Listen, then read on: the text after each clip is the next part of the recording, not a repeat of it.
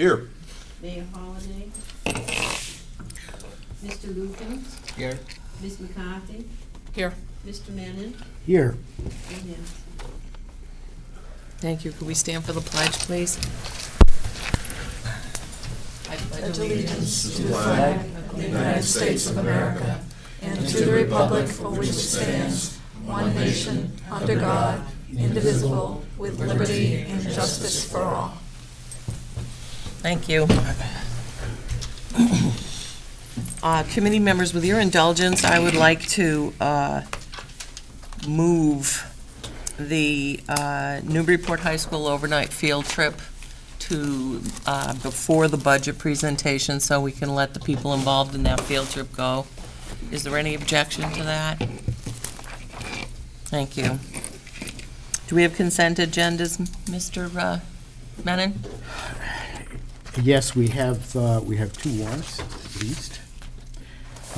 I move that the following named bills of the Newburyport Public Schools amounting in the aggregate to $10,996.28 be approved and forwarded to the city auditor for payment. There aren't any conflicts, but it wouldn't have mattered anyway. No.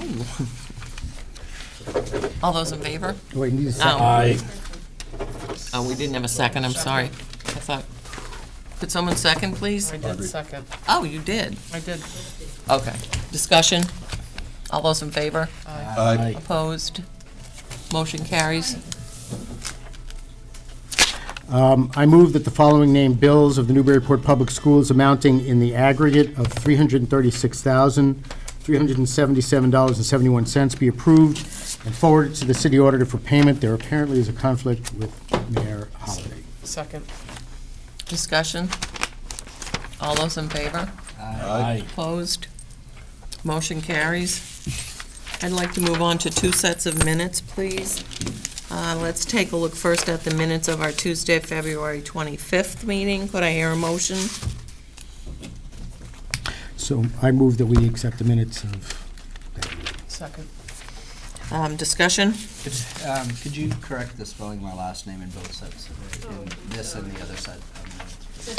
Correct them. Oh, that's right, we forgot your E. But But I spelled it wrong. I need another E. I'm sorry. I only have one, or I'd give you mine, but Any other comments? All those in favor of accepting the minutes? I Opposed? Thank you, minutes carry. Moving on to the Monday, March 3rd minutes. Could I hear a motion? Second. Discussion? Same comment. I did have something on this, wait a minute, I can't find it.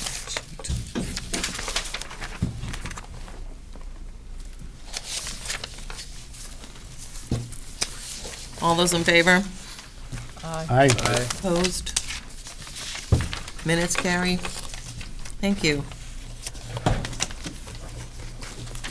Newburyport High School representative.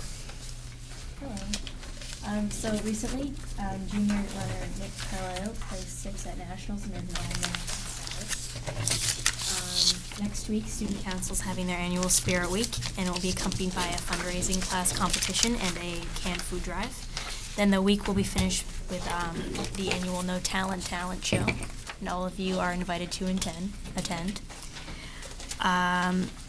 Also, the NHS State Drama Festival starts on the 27th, the same day as the No Talent show.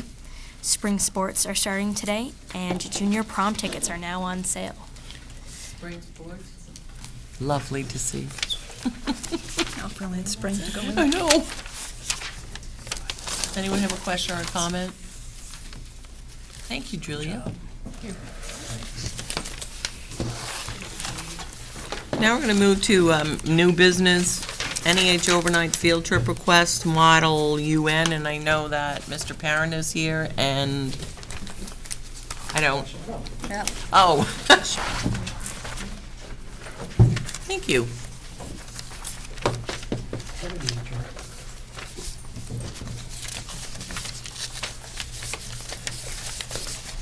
To both of you, thank you for the information you included in our packet. Would you care to give us a little capsule of this trip and why we do it and The Model UN's been an academic team since I came here. This is my 11th year. Wendy Crofts and I started the club at NHS, and one of the reasons why I was hired was because I had previous experience at Model UN. Model UN is an academic club. Kids will go and become part of a submersion experience, really. They'll adopt the role of an ambassador from an assigned nation. They'll adopt a skill set from a particular discipline, whether it be science, whether it be foreign policy, whether it be any of a number of topics they could be covering. And they'll serve as representatives from their assigned nation on, say, the WHO, the World Health Organization, or the Security Council, or a disarmament committee, or whatever committee they would be on, and then given a crisis, which they have to try to solve with other students that are there. And depending on how big the conference is, it can get pretty challenging. But the neat thing about Model UN is the students have to exercise research skills, they have to exercise diplomatic skills, they have to learn to work with partners, work as part of their team, and achieve, use negotiation tactics to come to a resolution to the problem, which can be pretty challenging when all the kids in the room are role-playing. And the committees can be very intense, 15 kids that are all upper-level students addressing really serious global crises, like perhaps the crisis in Syria, or a simulated event like a Kashmiri conflict between Pakistan and India, something like that. Or it could be a much larger venue like the General Assembly of the UN, where you would have 150 different high school students all vying for a resolution to be passed in public speaking and negotiating behind the scenes. It's intensive. It's about a 3-day conference, typically speaking. The students are in session 4 hours at a shot, 3 times a day. It's very, very intense. But the kids who embark on it are passionate, and we have a very strong team. This year, I requested that we go to New York City for our conference. In the past, we have been to New York City a few years ago. As recently as 2 years ago, we were in Montreal at McGill University. Our go-to conference is usually the University of Southern Maine, which is a great little conference in Gorham, Maine. The cost of that conference is usually around $275, but it's relatively small. And we usually, I will say, we usually win. We're a very strong team.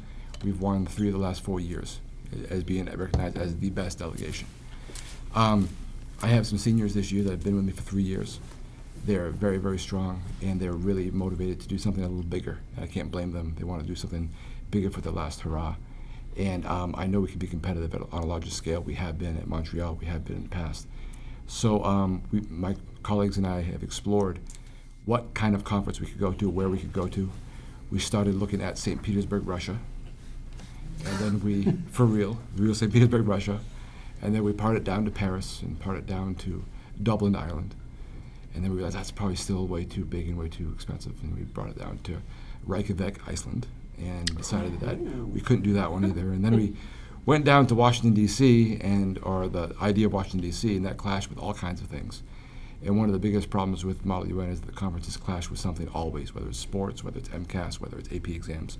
There's always a conflict. And then we found this conference in New York City at the Grand Hyatt Hotel in Manhattan.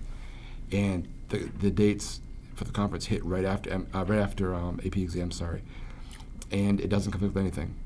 And it's a Thursday through a Saturday, and it's intensive, and the opening ceremony for the conference is at the General Assembly in the United Nations building.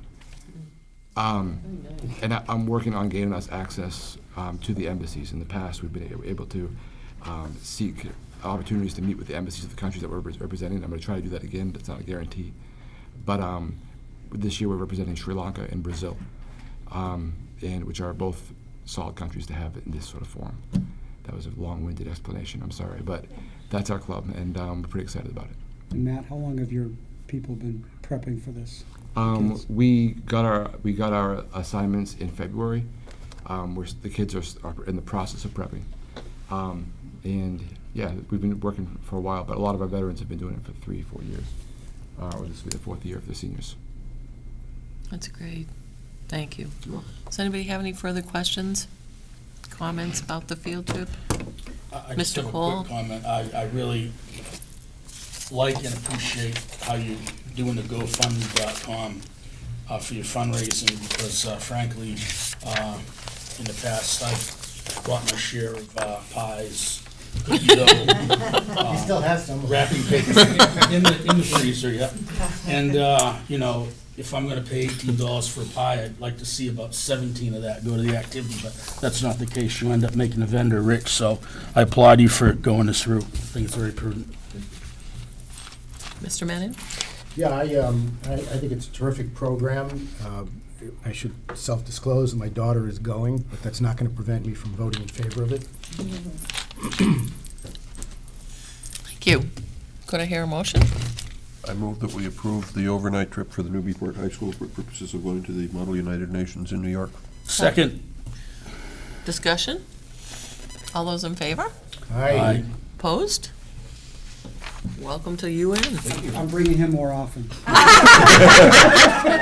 Succinct, quick, told the whole story. Thank you very much. You're welcome.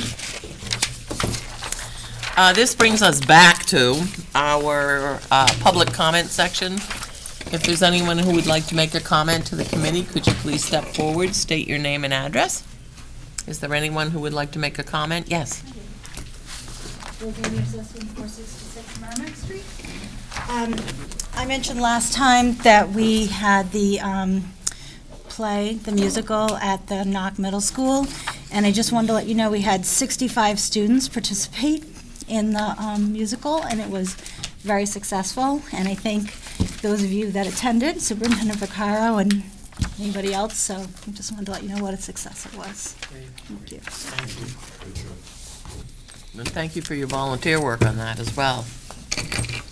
Any other public comment at this time? Yes. You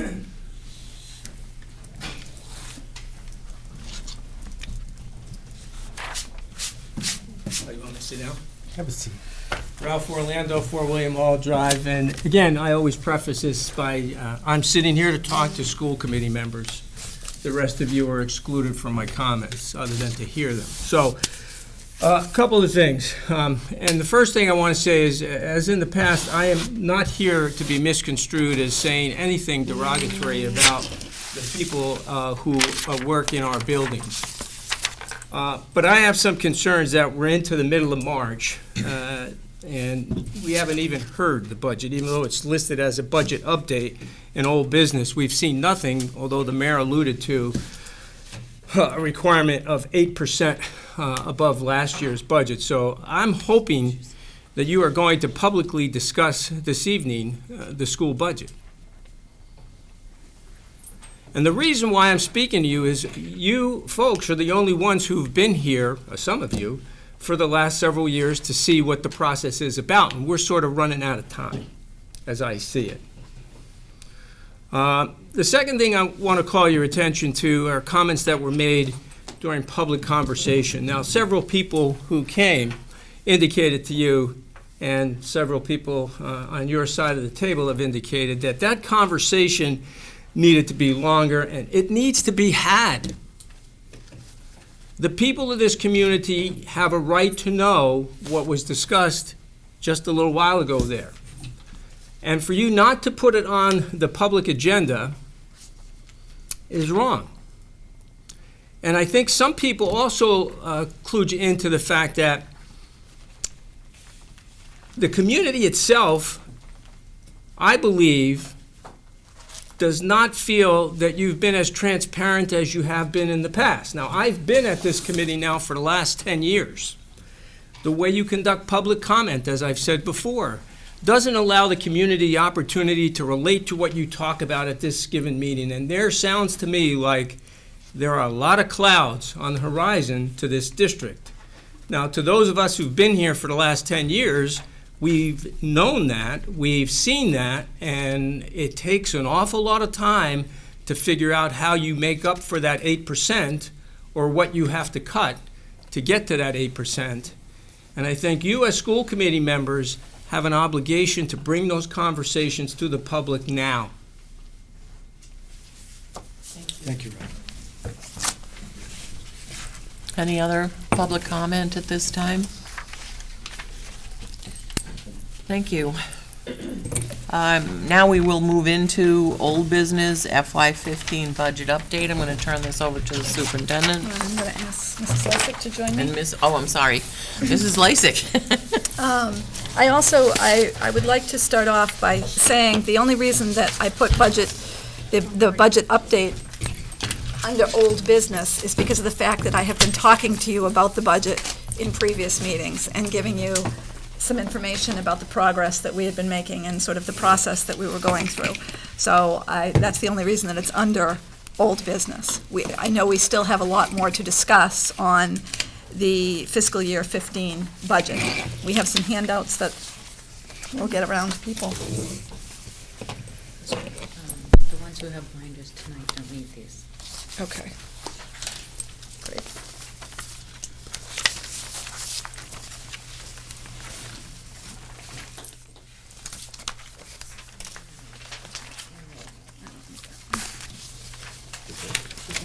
This is the cover sheet Donna wanted. right? Yes. Yeah. I'm going to hang on to this one, okay? Because that can be for later, because that's later on the agenda.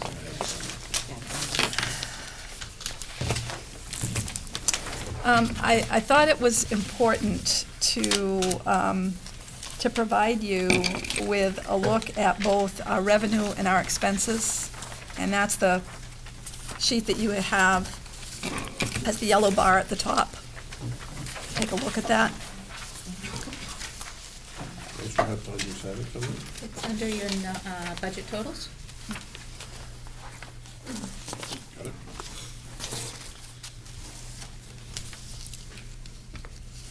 And when you take a look at that, one of the things that you're going to notice right off the bat is that in terms of our projections for revenue, you're going to see that we are down quite a bit, certainly in choice, and that will be due to 20 students graduating. We'll be talking about that later on in the agenda in terms of choice. Up a little bit in circuit breaker, level funded for the ABLE grant, level funded in Title I, level funded in athletics. Transportation, up a little bit, we're projecting. Down in student activities, and I'll come back to that. Down in kindergarten revolving, and I think that our projections, from what I can tell, for this year were budgeted a little bit high, so we've put in what we think is a much more realistic figure for next year. Just about the same for preschool, down a little bit. And then we have used up all of our choice fund balance. So right there you can see that there's a drop between the choice fund balance and the choice tuitions in $500,000. So obviously that's a major concern. In the initial, and again, we are working on the budget. We will be working on the budget continuously. But in terms of what we are projecting for expenses, and there are a couple of new things that are in the budget that I will come back to. But you can see that we are up at this point based on figures for the schools that you have broken down there, up just under $2 million with a 7.4% increase. And that is with not a lot of new things. And Nancy, I'm going to let you talk about that second sheet. Does anybody have any questions on the first sheet before we move on? I have a question. Mike. So you're coming around the kindergarten revolving, you explained that the 2014 budget was probably high and it'll come in less than that. So is the FY14 projections based on what was budgeted or what we actually project? Based on budget. So for the purpose of this, should it be what we're actually projecting? Because I guess in looking at the difference between fiscal year 14 and fiscal year 15, it seems like what we actually expect to happen this fiscal year is the most important thing in understanding how much of an increase we actually need. Does that make sense? This sheet is usually determined by what was budgeted in FY14 and what we're projecting by FY15. That can certainly be changed if you'd like it to be actuals. I guess I don't know. I would like to see the actuals added at least, not Yeah. necessarily, Certainly. not get rid of, in other words. Keep you the have projection, keep the keep the- budget. Keep the budget. Yep. Actual, and then projected 15. Okay, no problem. Can I also suggest, Ms. Lysick, that you give members a copy of the 5-year revolving accounts?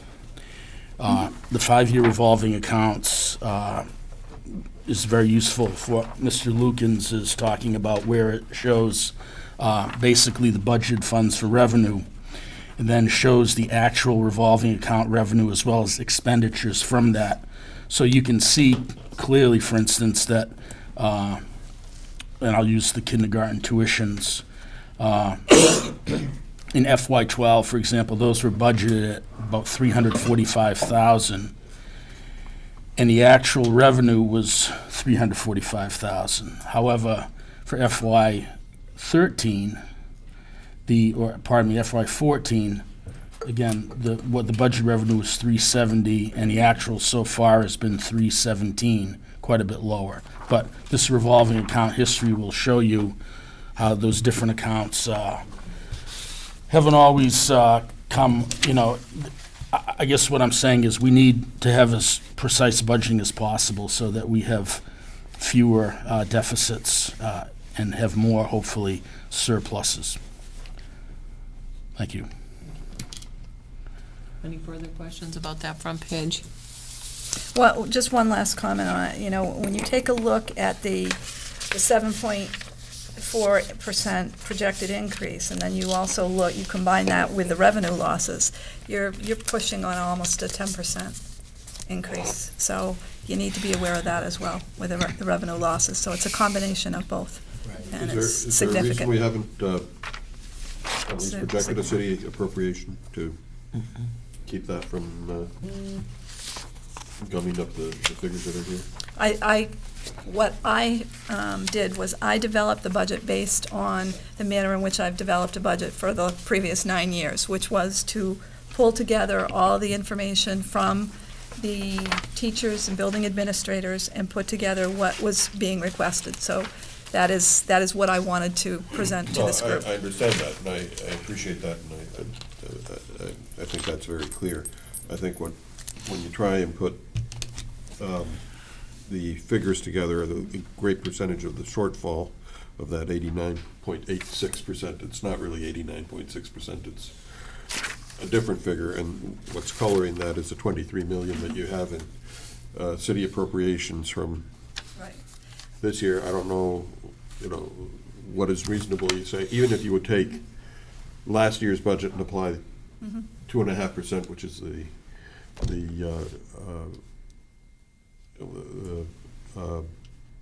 amount that we could increase taxes within the city. I know we're looking for much more than that, but at least that way it begins to show a little more what the true picture is. I just think that 23 million sort of, at least as I'm trying to look at it, puts up a red flag that really isn't red. We were hoping to hear from Donna by the end of the week, and She's, a projection of what they could Okay. supply to put that in there. I mean, she's still talking with her department heads as well in the other areas in the city, so. And I think she said that this evening in public conversation, that she would have a better idea by the end of this week. So.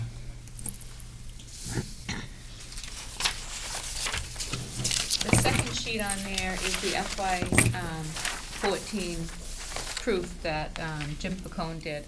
And the reason it's not under expense as our FY15 is because the budget last year wasn't done by cost center, so there's no way for me to categorize it by school. So that's why I included that sheet, so you could see where the money was allocated.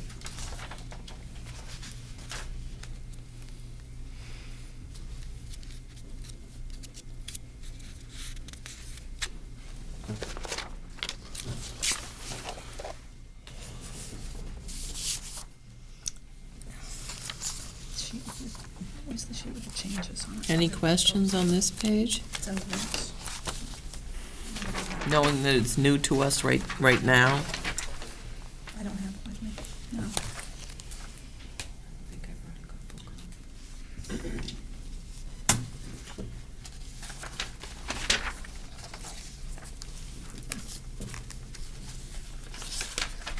Just a couple of things that I also want to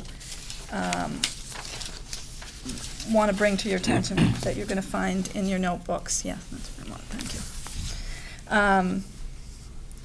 We did include some contingencies in here that I want you to be aware of, as I have been saying to you that I wanted to include. And that is it amounts to about $250,000 with money in the school lunch program, maintenance, degree lane and certification changes for teachers to begin to plan for those, as well as another about $138,000 in special education. And again, some of the other increases that you see here are increases in special education that have occurred during this current year. We have approximately staffing increases from 1.5% to 2% increases negotiated. We also put in about 10% more in our substitute line due to leave of absence. Planning ahead for those, because we have some of those every year.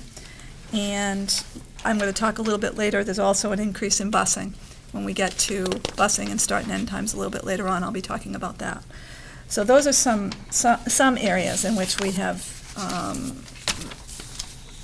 we've added some contingency and also have increased.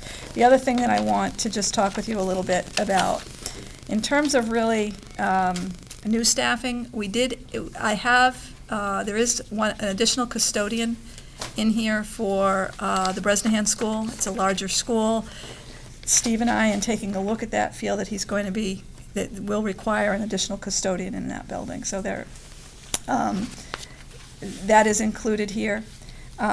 We also we've done some adds and some decreases, but we're working through the staffing process right now, so that's all still in draft form, so I'm not really prepared to talk in detail about that tonight, but we're constantly looking at where do we need to add.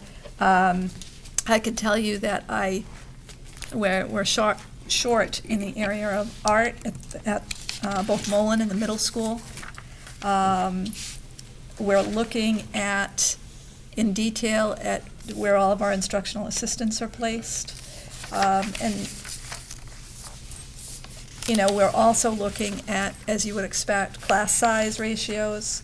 And the one thing that I have put in that is brand new would be a math interventionist for the elementary level.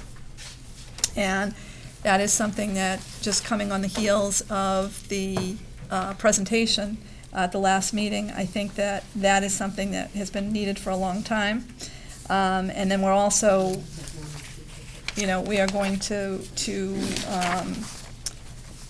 as always, look at, when students are selecting classes at the high school, look at how that shakes out in terms of where we're assigning people, and the FTEs, if you will, for staff at the high school.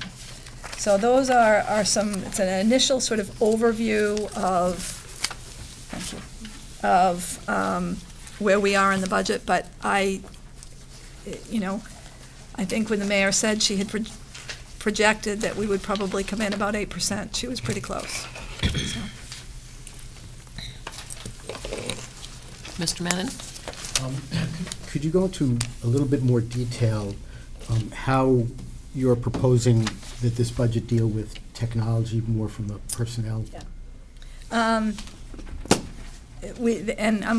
glad you brought that up, because I omitted. We do also have another tech integrator that has been recommended in this budget. Technology overall, because of the 2 building projects that we're going, there is money in both of those budgets for technology that will come in, that's part of the actual building budgets.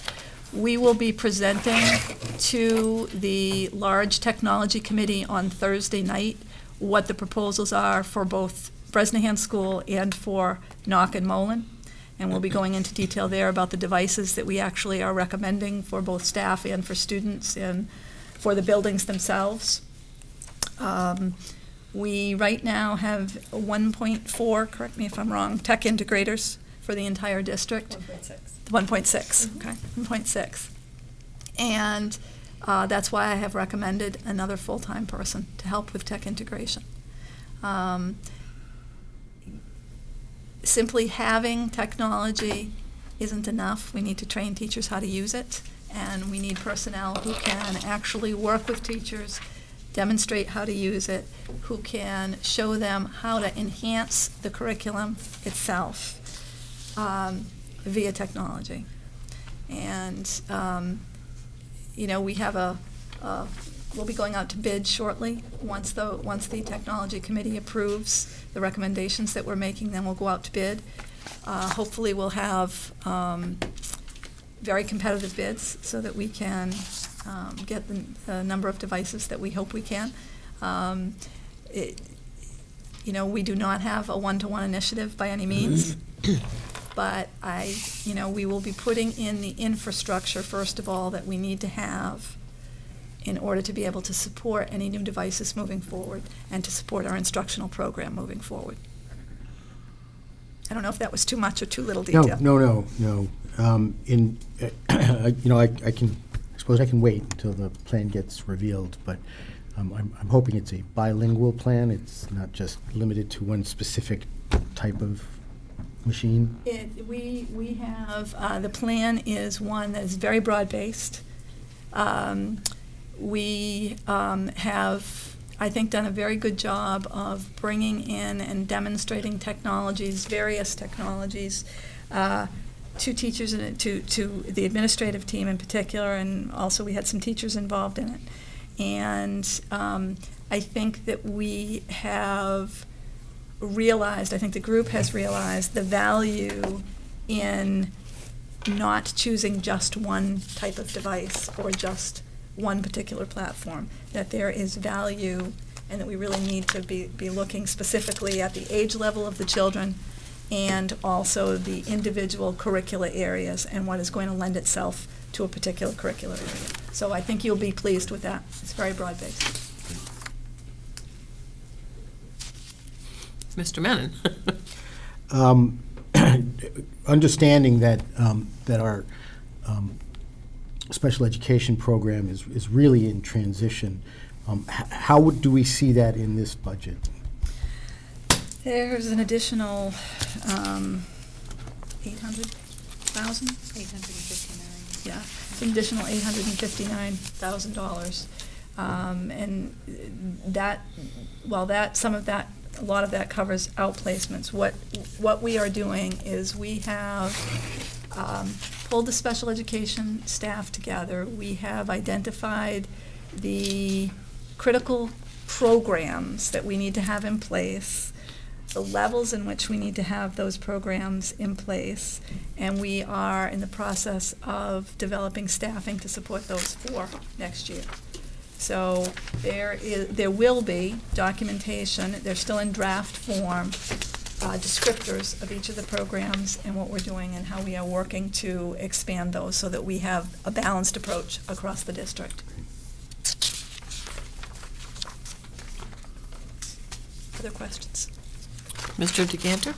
Yeah, clearly, when we take a look at the difference that choice is causing us, that is certainly a threat, but it's also an opportunity.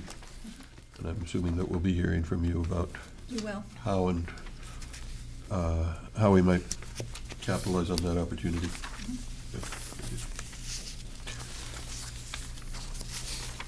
Other questions? I mean, I think it's important just as sort of a closing statement, to know, and it certainly came up during public conversation, that in order to have a budget where we're not cutting, that obviously there needs to be a large infusion, that in order to level fund, if you will, and to move a little bit beyond that, because I don't think that having, 3 new positions in the budget is, it's not asking for a brand-new program. It's not getting at some of the things that I know that this committee and that the community has had in the past and has looked at. But I think it's important to note that we have hit the wall at this point.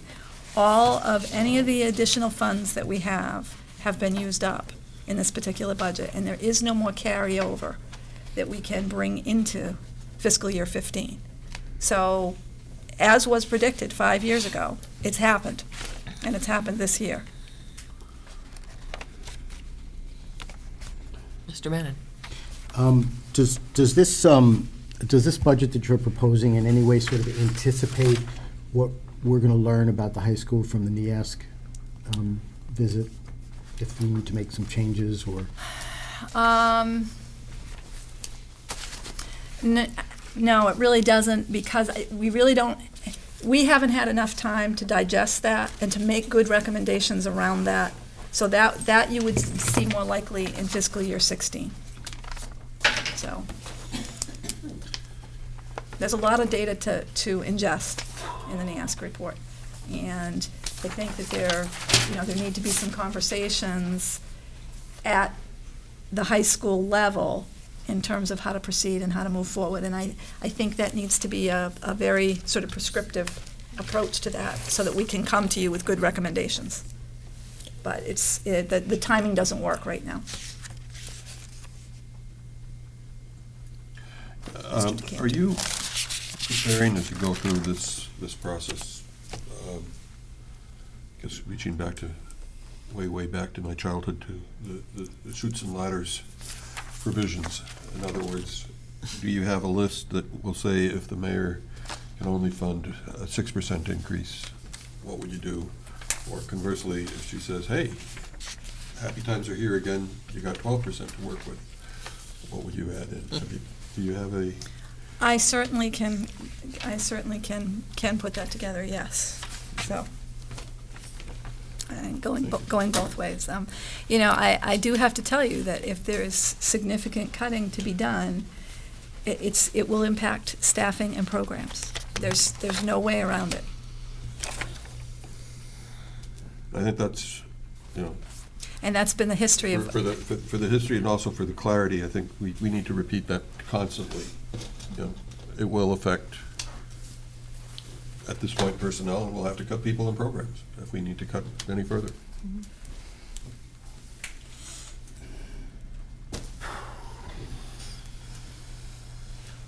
There are lots more pieces to this. Yes.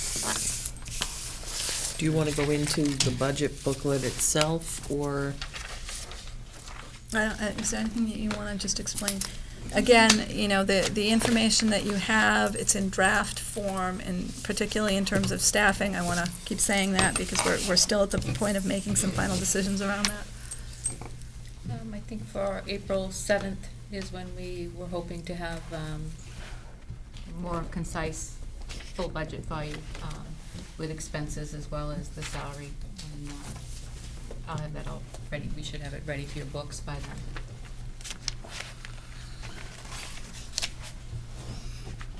Any further questions at this point? One of the things that Susan had asked the Finance Committee, and now I'm asking the entire committee, since this is Susan's first time building a budget in this district, in the past we've had the principals each come and present their budget. We've had the athletic director come. Angela's presented her budget. We've done it all sort of individually. One year we went on the road to do budgets by site. I'm asking you what further information, or how would you like us to proceed to communicate about this budget? What do you want to see that will help you? I think from a formatting. Mr. Decanter. Sorry. Yeah. Thank you. From a formatting point of view, what we asked for that first page, if there are other places where that needs to be plopped in, where you can compare budget actual of this year and the projected next year, is helpful. It doesn't apply in all charts you have in here, but there are some others in the book that it may apply. We You can are just make currently that. running that for expenses for FY15 and FY14, so you should be able to see that. when we Excellent, get that done. excellent. That's very important for, I think, for clarity and for my understanding of the budget. I'd certainly like to see that. I think we'll need to take a look at how we can do a better job of communicating the budget and the budget discussions that we're having beyond the school committee and beyond the people who happen to watch us on cable. We've talked about a budget forum, and I do think that that would be something helpful to begin to look at a date and schedule one, so that we can do it at such a time where people are hearing and looking at the budget and thinking about it, where it doesn't appear to be a decision that's already been made, and we're just giving the budget workshop lip service, if you will. So that's a little bit of negotiating that we need to figure out on the date, but I would say it needs to be a couple of weeks before we go to the city council with it. I don't know, Bruce, if you agree with that. Yeah, I mean, I think the presentations for me are very helpful, and they're especially helpful when the presentations are made by principals and school council members. That I have a sense that the whole school community has been engaged in the process of dialogue about what kind of priorities they're setting. As I hope they are, and as I think the expectation is for councils to be involved in that conversation. So I've always found that to be very useful and very clarifying for me in terms of understanding. I think I have shared before that one of my goals, as I work through this process, I'll be better at it next year, was to be able to engage and to educate parents about the way that the budget process is developed. And I've talked a little bit about it in my first Superintendent's Advisory Council. I talked a little bit about the budget. That is something that I want to continue to do. I have and I can't tell you the date because it was just put on my calendar today, and so I don't have it yet, but I will be going before the parent-teacher organizations again, and I'm sure that budget will be one of the things that will be on my agenda to talk to them about, because I think it's really critical that parents are part, and community members are part of the process and can ask questions and can understand how the budget process works, because I think that there has not been a lot of clarity around it, and I would like to bring some clarity to the process. So moving forward, I completely agree with you. I don't want to steal Mr. Cole's thunder, but I know that we have a budget forum that we scheduled for the 31st. Right, regarding transportation, yeah. In our last finance subcommittee meeting, which was on, what day was that? I had my agenda. Thank you. Last Thursday. Thank you. Thank you. Yes, March 13th.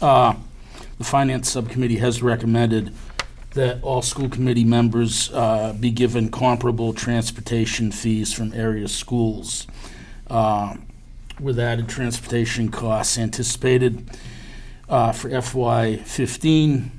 We do anticipate a change in the transportation fee structure. So we are posting a meeting for March 31st, 2014, to discuss and possibly vote on a new bus fee structure for FY15.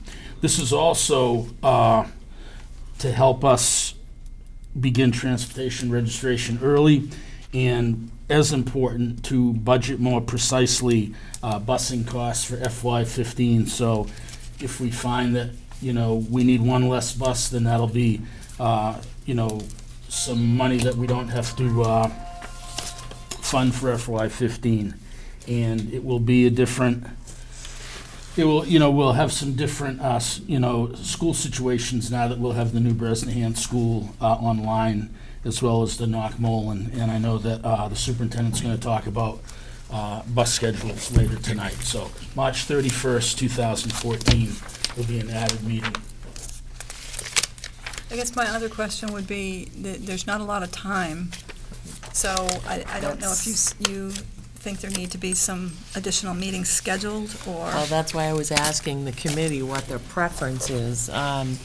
You know, we've spent, in the past, we've kind of clumped budget areas and had perhaps 2 presentations on the same evening. For instance, kindergarten and pre-KK and, say, athletics or something. Are you talking about that depth of discussion? Because indeed, we would need more to schedule more meetings. May I ask what the final date that we have decided, or the mayor has given us to give her our completed budget? 29th. Of April. So I'm trying to kind of work backwards in that. So, is that a Monday or a Tuesday? Tuesday. So that Monday night, the 28th, we would be voting on our budget and then send it to the mayor the next day. That's her absolute deadline. So that gives us a month and a half to get as much budget information as we want. So we want the presentations to be succinct and timely, and are you feeling you need to hear from all of the different departments? So I'm going to ask you that question, Mr. Well, Cole. I think that Ms. Lysick mentioned that there'll be a more complete budget available April 7th. Yes. So maybe we should take a look at times between April 7th and April 28th, realizing that there is a school vacation week. Right. And just try to see how many evenings, if you will, might be available to do workshops or budget meetings. Again, we'll have a better sense of this when we get that complete budget on April 7th, but to maybe identify some dates in that block of time would be helpful, I think. But are you talking about forums, or are you talking about presentations? Well, I think one of the things that we're going to need to do, I know the reasons for doing the transportation first, but I think we also may need to look at athletic fees, Yes. our entire fee structure. And that's generally one of the last things we do. So, and then there may be different cost and program centers at the schools. You know, I know we've had discussion about the high school needing some more teachers. So we may, obviously, we'll need to see what that April 7th budget looks like in terms of the high school. So I think it may be prudent to try to schedule maybe a couple schools for each meeting and devote maybe an hour to an hour and a half for each school. Like we did last year. Yeah, I mean, that's just off the top. But you're talking about each school center. What about curriculum? What about, Well, I don't mean to point to you, are you thinking curriculum is a center that needs presentation? Well, again, Or, for example? relative, I mean, it was brought up in the public conversation tonight, the cost of park, for instance. So, again, how this budget's going to reflect on any new curriculum and instruction needs relative to what we're required by the state to provide, I think that would be important to discuss as well, especially if those costs are identified and, again, become part of the decisions we have to make as a school committee. Angela, would you be ready to present that to us When? on the 7th? Or could it be in the, let me back up on a question. What will be in our budget pages on the 7th that are not here now? Expenses. Can you be a little more specific, or? All the line items that pertain to supplies, materials, textbooks, equipment. So like backup pages? Yes. All right. All the actual costs per line. Non-personnel, or, Exact, not. Yes, Right. yes, that's a good way. Non-staffing. Yeah. yeah. I can be ready. So I know it came up for those of you who weren't there, public conversation, we were talking about the impact that unbudgeted mandates have on our expenditures, and so we requested that the assistant superintendent take a look at how much actual money is being expended on unfunded mandates from the state. And I think that's just an important background for us to have. Mr. Decanter? When you take a look at the kinds of presentations that we had last year, and Superintendent Vaccaro wasn't here, but we did have every department head, in addition to every principal, every administrative department head, I should say, rather than not academic department head at the high school, but every head of a department in central office plus every for principal instance. presented to us. I cannot think, given the position that we're in, whereby any department really can claim a bye this year. I think we need to hear from all of them, and I personally would be willing to put in extra meeting time if necessary. I would hope that that's what I would propose to my colleagues too, so that we can get a full open discussion and understanding of everything, because it's that tight.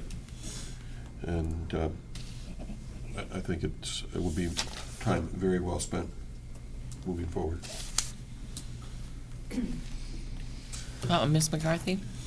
So, I want to make sure I'm understanding this. So, in the past, we've had the principals come, and they've kind of explained their school, their curriculum, their environment, their atmosphere, beginning to end.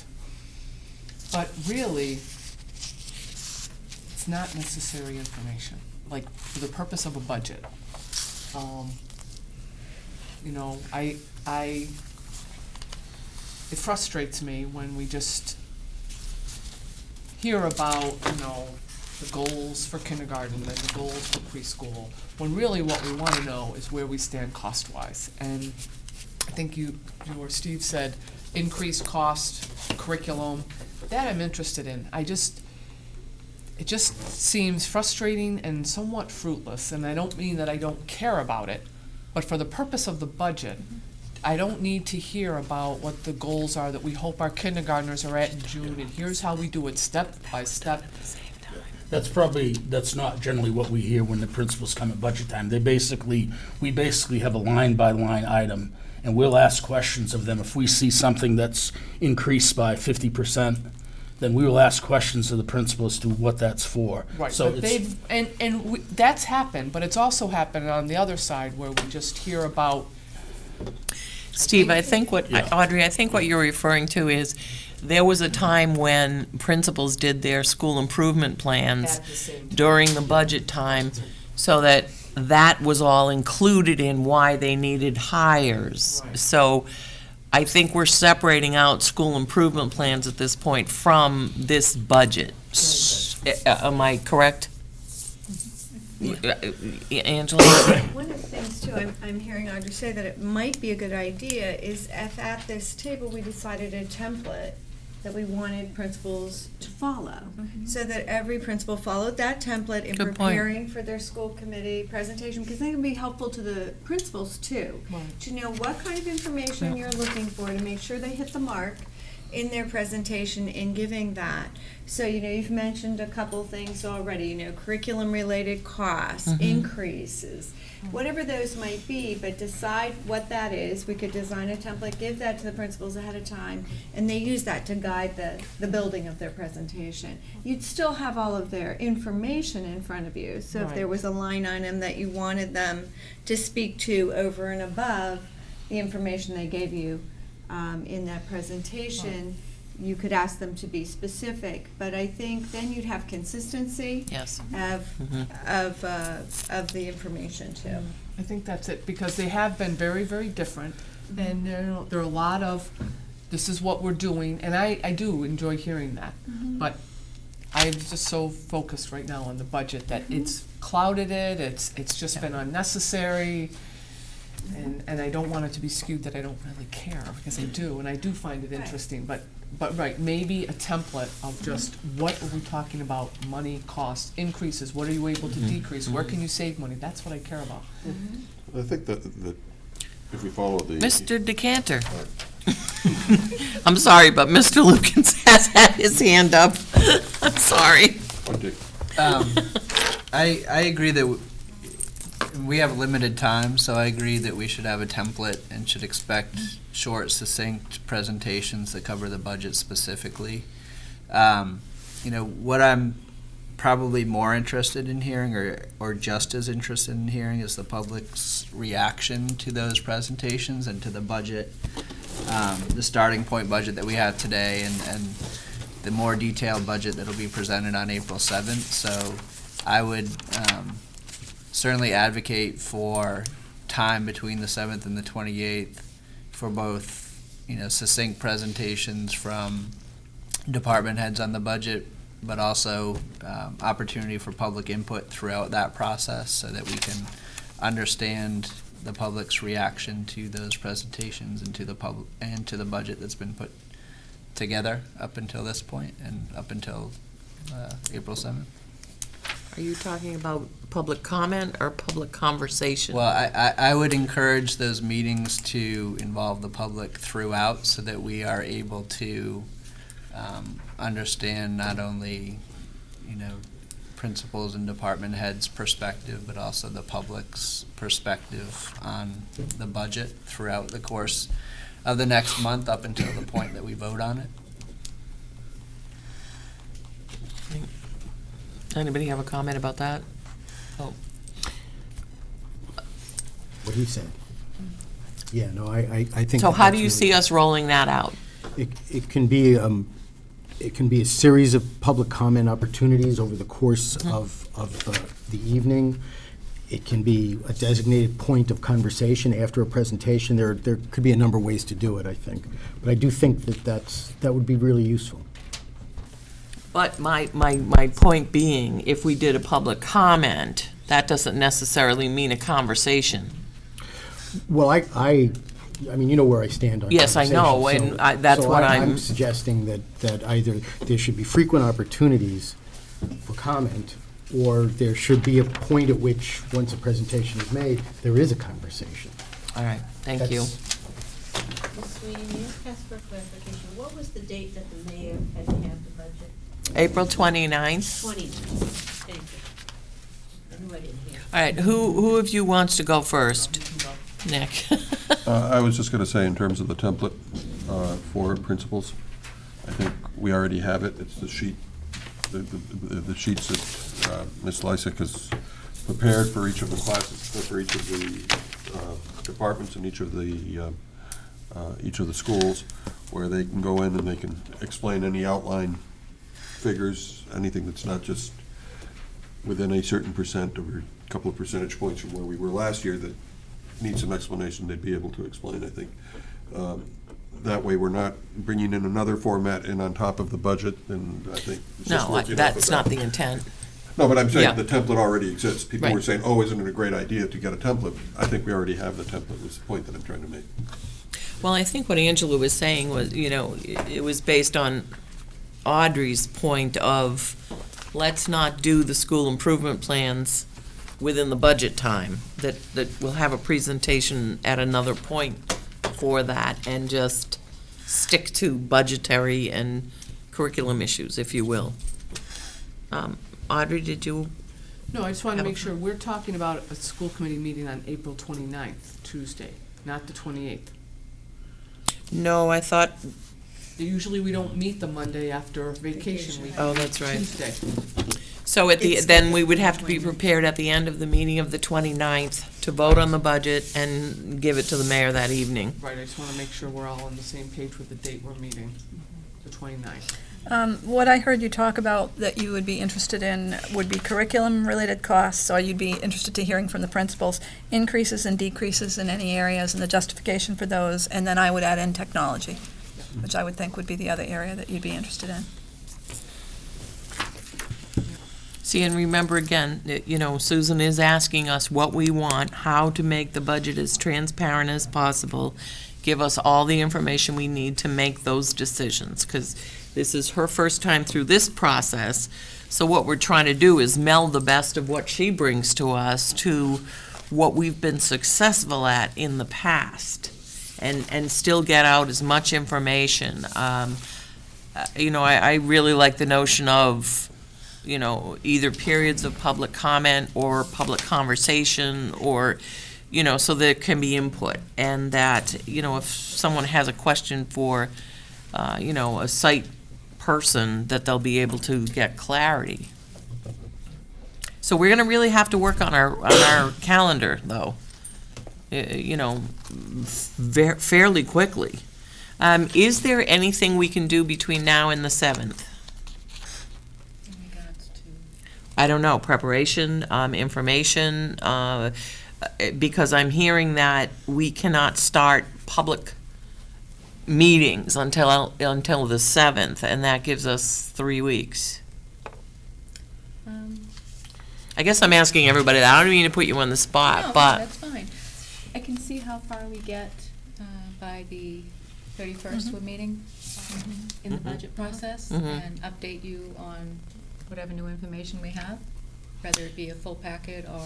and that is an extra meeting. I hope you all realize it, because we have had, this is new concept for this evening, we have had 2 meetings in March already, but the feeling from the FinCom committee was that we needed to add an additional meeting for the 31st for the purpose of, Mr. Cole, for the purpose of? Just transportation, getting that squared away.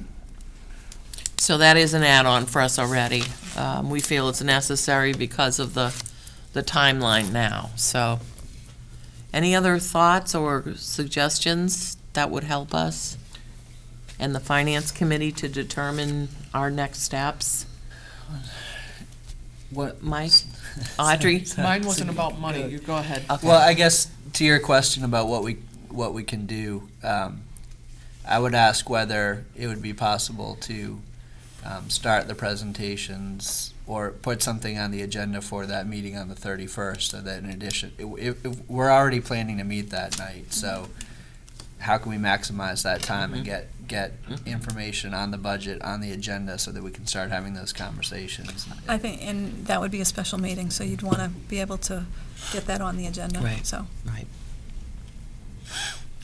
Well, we can post that as, if you are in agreement, you know, we can post that meeting tomorrow or the next day. I think you and I have a meeting, so we would be ready to work on that agenda for that evening and then post it as soon as possible. And are you thinking that we could do 2 presentations that night? As long as they're short and succinct, I think. Yes, I think that's a good idea. Whoever's ready. Anything else you'd like to see? Yes, One Audrey? more thing, so we're doing all of our budget stuff here. Yes. Unless you tell us otherwise. I mean, I think it's efficient. I like it, it's recorded, televised. Yes. I think you'll reach a greater audience, Yes. so, but I just wanted to make sure. There's plenty of room for people to come and sit with us. And, you know, I will say again that, you know, I will be better at this next year, having been through it for the first time. And I can tell you that for me personally, while the learning curve has been big in learning about Newburyport this year, I can tell you that I will come back to you with some recommendations about the budgeting process at the end of the process that I will have for you, for some things that I'll suggest for next year. So. Great. One Mike? more. I would suggest that we all do that, because I think we probably all have insights into what could make the budgeting process better next year, so I would look to everyone on the committee and not just you to put those suggestions forward. We can roll them up and My thought would be to hear from the superintendent that it would be an agenda item, and then, as always, we would have discussion. Sure. Would that cover your thoughts? Yeah, so I guess I'll be ready with my own suggestions. Sure. And certainly invite anyone else to do the same. And there's nothing to preclude you sharing them with the superintendent before that time, so. Anything else? I just wanted to make I don't have any more suggestions about the budget. I just wanted to make sort of a statement about contextualizing what this budget means, and so I don't know when the time to do that is. If it's now, I'm ready to start. Talk a little bit more about that, please. Just, we began a conversation, in public conversation, that I think is worth sort of bringing some of those elements here to the table so we understand where the community stands, where the challenges are, you know, what we're aspiring to. Do you have suggestions for the next agenda for that? Yeah, I mean, we could either, actually, I just want to say what I want to say tonight. So that's what I'd like to do. I looked at this number that we're dealing with, and Can you talk, what number is one- that? $1.9 million, and of that, there's a $500,000 gap that we already know exists because money's just not there that we expected to be there or we thought would be there. In public conversation tonight, we talked about sort of where we stand, how did we get here, and where we stand relative to other communities, where we stand relative to what we would like to see happen. We kind of went back and forth whether, the city ante's up 52% or 42% or 54%. And I think to some extent that's sort of rearranging deck chairs on the Titanic. Whether the money comes out of this pocket or this pocket, it's still what the cost of doing business is. But more than that, when I think about, and I have to say, I say this as somebody who's been sitting here a very long time, and I'm pretty ashamed actually that it's taken me this long, and it's taken some prodding from Ralph Orlando to take a look at some documents that I really sort of understood where we were, and using last year's DESE figures, we're not like in really a good place in the state. We're considerably below average in terms of what our per pupil expenditures are, and that is adding in the insurance. When you add in the insurance, we're about $571 per pupil. So the theory goes, in order to get Ralph, back to I'm the sorry, average. Bruce. Ralph, could you, that's distracting me. I'm very sorry. Thank you. In order to get back to average, or to the state average, or what the state average was in FY13, it's going to take every penny that's in this budget to bring us up to average. But we don't know what the average is going to be for FY14, so I suspect we'll probably be below the average. Now, that doesn't really matter. What matters is really what's going on in the schools. But I've said for years, and I really truly believe that I appreciate that the mayor has given us what she believes is the most that she can possibly give us, and I appreciate that. But I also think my responsibility as a school committee member is to say what I've said, and that's not enough. That is not enough. That if we really want to provide the best education that we can, then we've got to figure something out here. We have to make maybe different choices as a community as to what we're funding. But I don't want to sort of let this opportunity go by without saying that, we've been digging this hole for a long time. And I have been complicit in that, and I'm ashamed of it. I fought the good fight in trying to get whatever resources I could for the schools. But, when I look at where we are and where we were when I started, you can't say it's been progress in a straight line. And I think that we need to engage the community in a conversation. I appreciate that we're building new schools, but as Nick said, what goes on in those schools really, really matters. And we're here. I mean, the superintendent described it as hitting the wall, and the way I describe it is, we hit the wall every year. We're just hitting it really hard this year. So it's just, that's it. I mean, we just can't play the game of stripping out programs anymore. We've taken things away from the kids of Newburyport that just are amazing. What was it last year? We had one kid take an AP in a world language, as I recall, a single child, I think, in our school system, and that's just. It's not the school system, I think, that we're trying to build.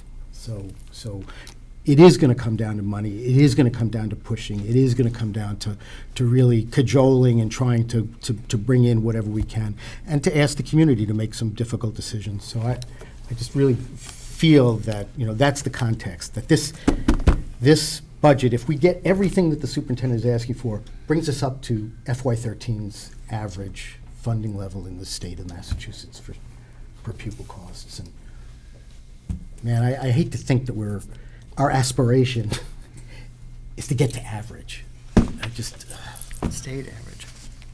yeah. So, Can thank you repeat that figure for me? Our current per pupil costs, Our current per pupil costs, according to DESE, which are really accurate numbers because they include the insurance, yes, is $13,427.91 per pupil. The state average is $13,999. So there's about more than about $570. If you take $570 per student and multiply that by 2,300 students, you get 1.3 million and change. And that would bring us up to last year's average funding. And again, it's what you do with the funding that matters, but there's things you can't do without it. and I know you did all this research. What is our, I just lost my train of thought. Where do we rank in the state? Yes, that's exactly what it was. Yeah, in DESE, we rank 156th. We're trailing Triton, Worcester, Natick, and I could go on and on, the communities some communities which have significantly, some serious challenges and some that are quite affluent. We're behind that. And again, it's what happens in the school. What does that money buy? What's the vision? What's the aspiration? But this is something Nick's been saying for all the time that I've been here. Steve has said it. And now is the time, really. I mean, I'm tired. Well, I also, if I can add, I also think what's valuable is looking at the different subgroups of that data and seeing where, and again, doing a comparison, because I remember we did this about 6 or 7 years ago when our average, or our pupil cost was somewhere in the $11,000 range, and we were still below. We were also below the state average then, and the other thing that happened when we did the reorganization in 2007, we dropped down lower because we made a lot of cuts. We cut a lot of positions. So it would be interesting to take a look at what those numbers were back then and what they are now, and what areas have actually strengthened, and are those areas, some of those areas that have increased, are those areas that we want, or do we need to, if you will, reallocate or take a look at where we really want some of those funds to go? Dr. Orlando has sent us this database, and it occurred to me the other day that it actually is a database. I can actually use it and ask it questions and get information out of it. I am happy to forward it to you, and you can take a look at what the 2013 costs are, and if you want to figure out where we stand in terms of paying out insurance in the Commonwealth, you can just sort it out in a million different ways. But the bottom line is that one of the more interesting numbers that is sitting here in front of me is that, and I asked the superintendent if she could guess what our average outside of district placement cost per pupil costs are. Anyone want to take a guess? $16,000 a year. That's what our average cost is. It cost us $13,000 to educate a student here, and on an average $16,000 outside. Now, that doesn't mean that there aren't some huge expenditures, but it also means that there are a lot of not quite so huge expenditures. And if those expenditures, if we're spending on average $16,000, what is it we're not doing here what does that extra $3,000 buy in terms of stuff that we could be doing here? I've talked about this with the superintendent and with some of the principals. There's really not a lot going on for kids with executive functioning issues. Why? I'm done. Thank you. Mr. Decanter.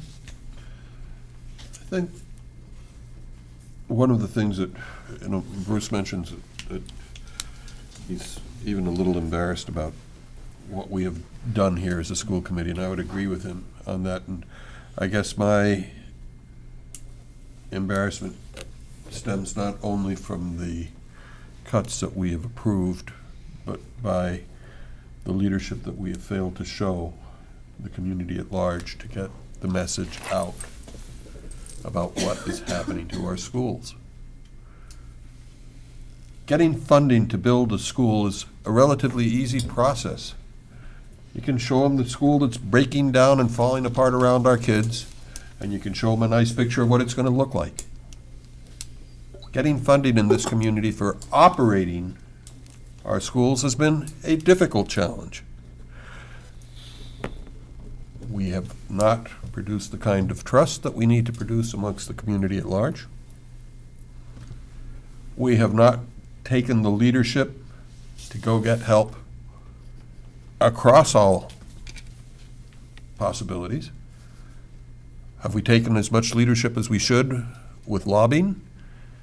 Are we just going to sit back and let our legislators say, it'll never happen, which we've heard many times before in terms of Chapter 70 funding, and now that needs to be corrected?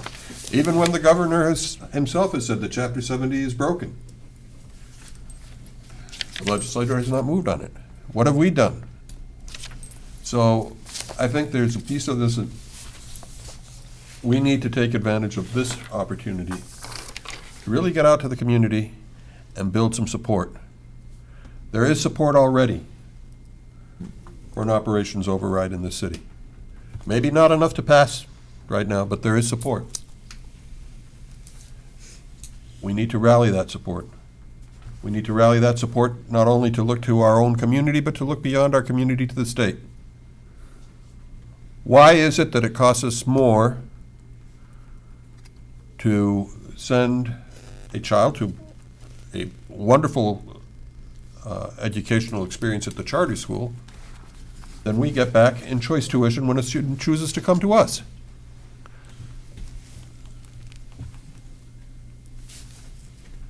We need answers to that from the legislature. I'm not knocking the charter school. I think it's a great educational opportunity for our children here. I am definitely knocking the way in which it's funded. And if it's going to be funded on an equitable, competitive nature, which is the philosophy behind charter schools, we need to be able to be competitive and be attractive, and by being attractive to other students, generate our own revenues as well. It's not happening. If we don't make noise about all of these issues right now and follow through in them, we're going to be sitting here next year talking about how yet we're hitting another wall. We can't afford to do that. Every year we delay is 25% of a child's high school experience. Every year we delay is another year in which a child might not get the early education they deserve. Every year we delay is a year a child is not learning a foreign language. Every year we delay is a year in which we do not have enough time in a school day in our middle school to take care of all the educational needs. There are so many things we've talked about. We've got so many great ideas as to what we would like to see in Newburyport. But it's not just about putting up pretty buildings. It's what happens in those buildings that we really need to take a look at, and we need to start preparing for next year's budget and the budget after that, and the budget after that, and the budget after that, and we need to take action on that right now. Thank you. I think Susan will have a meeting and we'll kind of work some of the logistics out and get out that information to you as soon as possible. Other than that, we're going to move on in the agenda, but is there any other? This is where we're going to make this process work. So if you have any input, let us know. Or if you think of anything tomorrow, but have we exhausted that? Okay. I'm going to move on to item number 8, enrollment and school choice, and I'm going to turn that over to the superintendent. Thank you. You actually have that information in your books. I think it's first page. Yeah, right under your notes. And I want to draw your attention to the choice students that we have, but I also want to draw your attention to the fact that we have some pretty high numbers at the high school. And you know that we have increased at the high school, in particular, our freshman class, who will be 10th graders next year. We're projecting 214 students in that particular class. And I think it's important to note that our class sizes are up there across the entire. I don't have that page in my notes. Does anybody else? I Oh, don't you know think what? we don't have, oh, she's, I'm Susan's hoarding. I'm sorry. You got a new binder, this is from the binder. You got a new book tonight. That's right. That's okay. I apologize. No problem. Yeah, what got That's why handed you were out all is what looking I've at got in me my like book. that. At least these are punched. What happened to these? It's okay. I'm sorry. So, Does everybody does everybody have that page for reference now? Okay, I'm sorry. I'll give you a minute to Continue. look at it.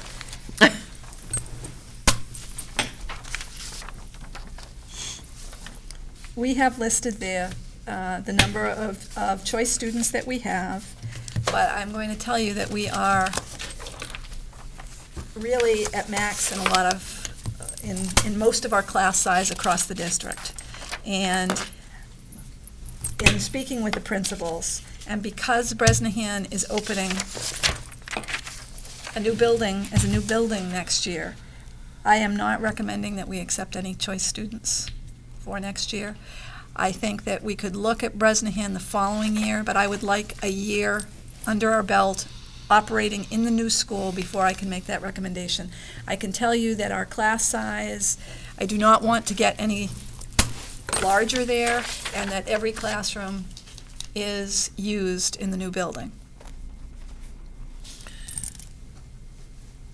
How many choice students do we have graduating? We have 20 who will be graduating this year, which is one of the reasons why you saw that drop. Right, that's what I was trying to, okay.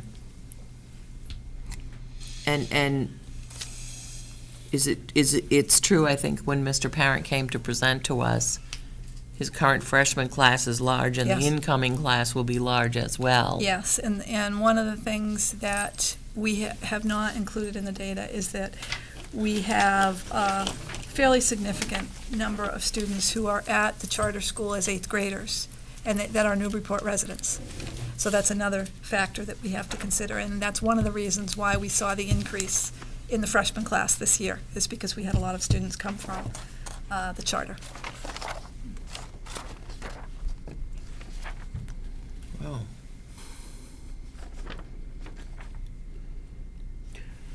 Mr. Cole. The kindergarten number, is that up from the last time we heard from Principal Sullivan? Or is that a projection? 'Cause I think the last time there were fewer, in terms of the registration, there was less than 133. I think it's up a little, but it is still a projection. It is a projection. It's still a projection, okay. Because I had thought before it was not going to be any higher than 126. Yeah, she has increased it since then. She has.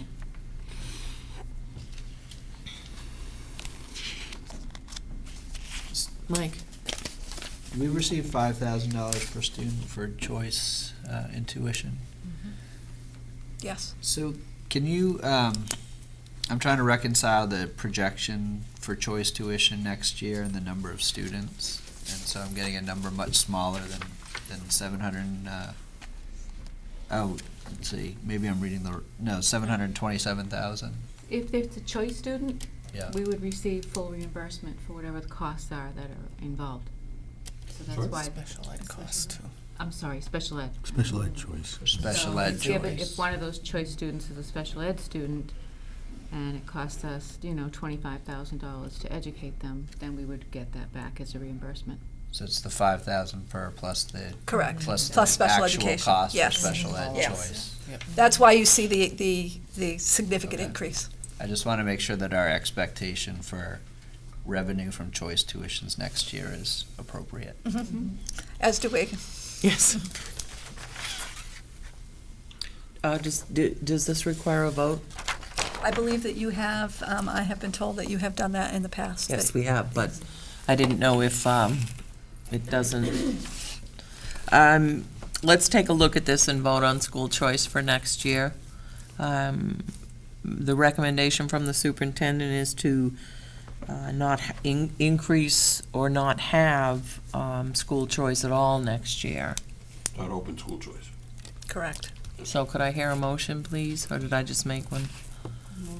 Did you make one? No, I was just reiterating. Go ahead. Motion to accept the superintendent's recommendation to not accept choice next year.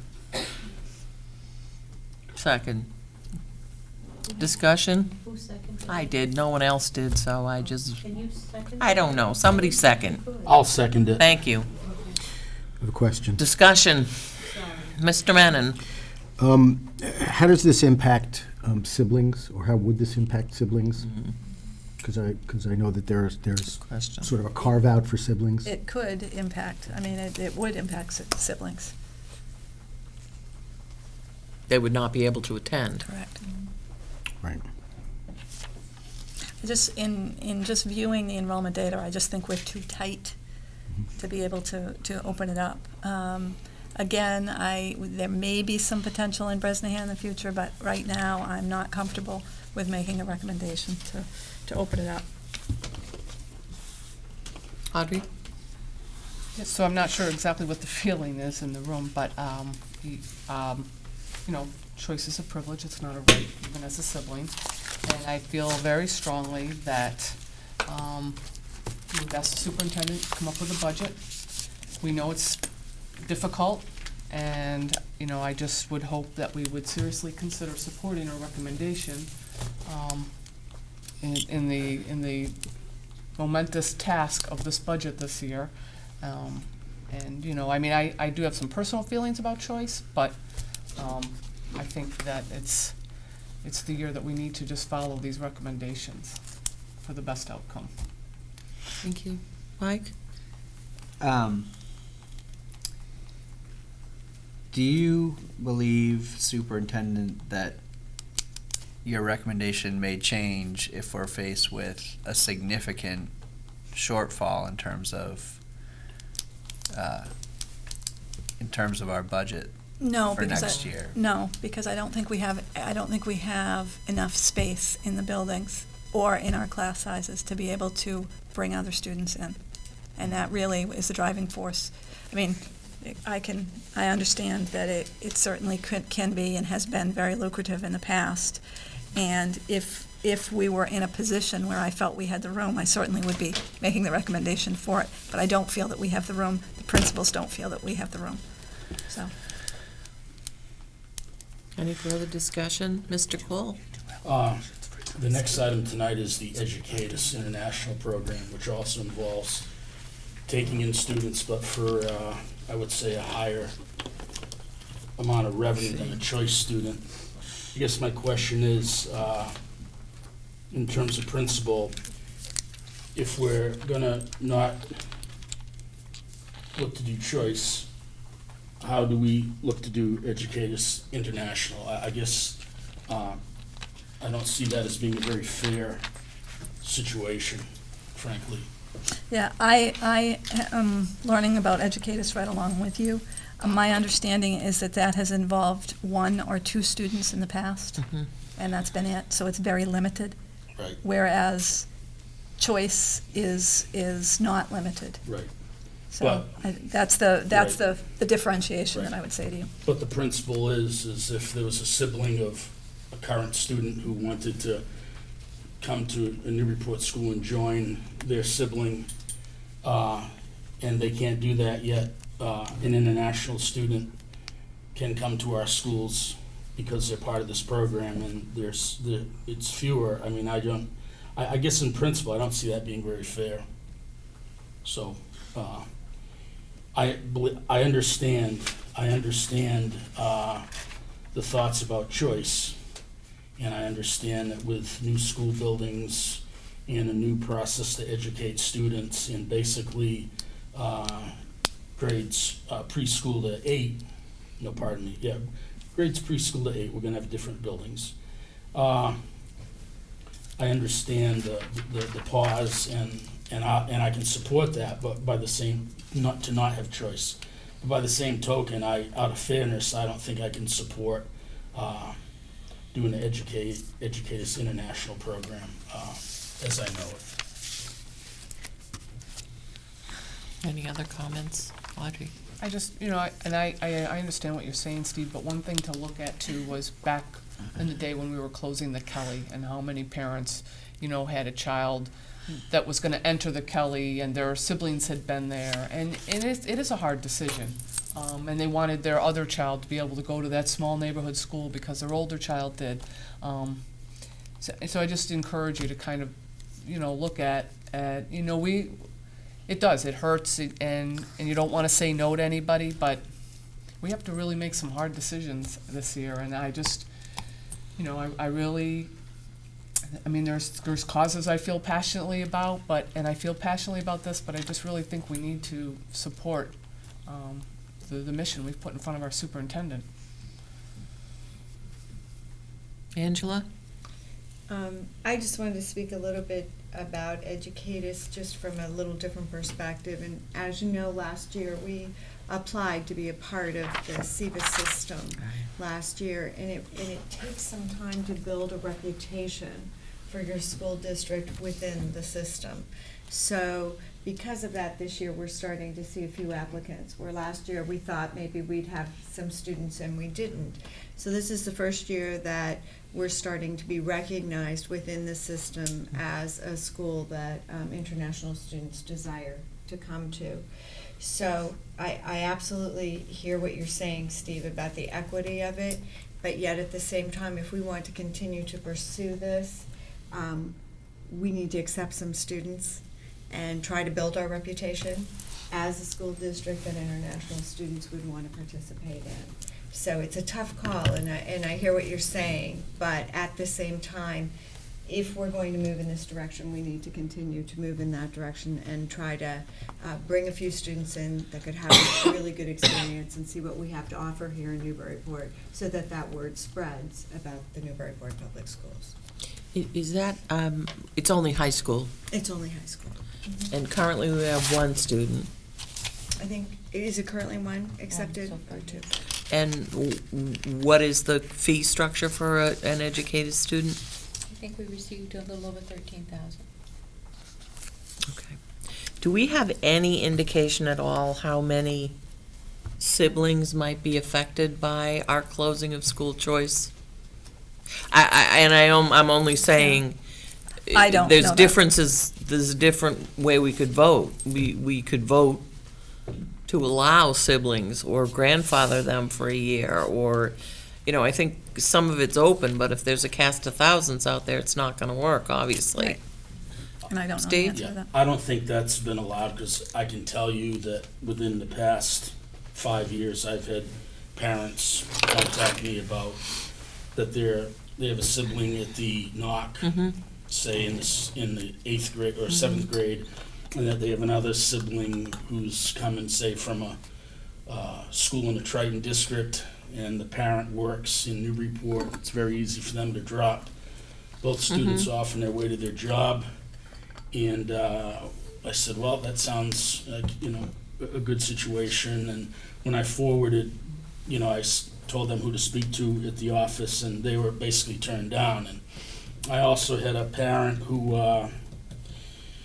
had a student that was in the 3rd grade at the Bresnahan. This is a few years ago, and their little brother wanted to go to full day K at Brown and pay the full day tuition, and that student was not allowed to enroll from Salisbury, and as a result, the parent had to deal with I think 19 early release days between the early release days they had at the Bresnahan and the early release days they had at Triton.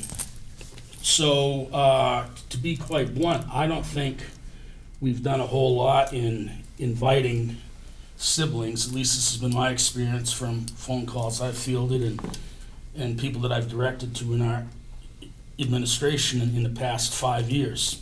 And in fact, one of these parents after trying this twice, moved to Newburyport.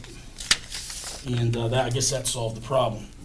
But at any rate, so, I mean, I think we went through this a few years ago when we had when the law was brought up around, I believe it happened at the time of the Michael Cuneo thing. So, I mean, I think looking out for the siblings is important, but I guess history, at least the history that I've experienced, hasn't accommodated those siblings. And are you saying that's something we cannot change? I don't know. I think it's really how the committee or how school Right. administration wants to entertain choice.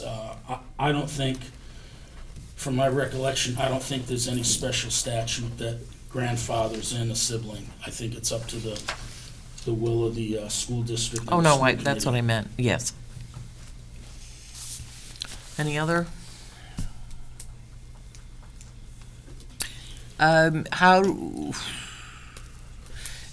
May I skip to educate us for a moment?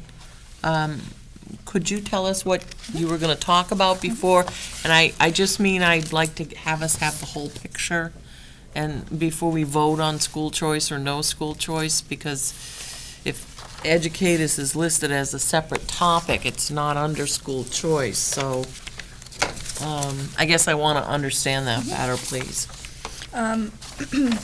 Educatus is, you did receive a link earlier that directly to their website so that you can go and take a look at this. This is just some general information about the program. Again, this is a new program to me. I was not familiar with it. And, you know, my understanding is that it's twofold. It's to allow international students to come to be part of your school community, to be educated here. They have the option, it is my understanding, that they can look to receive a diploma. Some students don't necessarily want the diploma, they're looking for the educational experience. And this is just some very sort of basic information.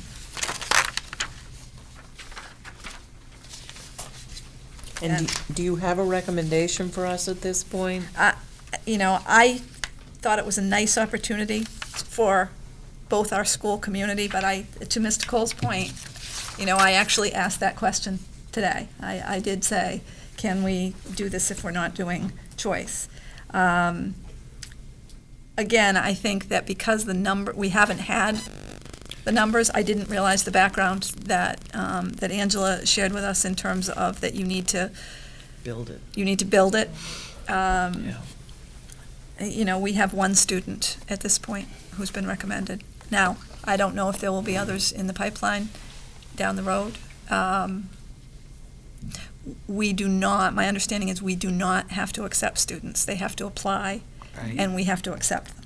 Right. What is the benefit to our population? Well, I think there's a lot of benefits. I mean, bringing in some diversity into our high school population and helping our students understand students from a different culture and have them share the types of educational experiences they've had in their homeland with our students here. I think there's much to learn from an international student in a community like Newburyport, you know, where our diversity is limited here. So I think there's a lot to gain from that.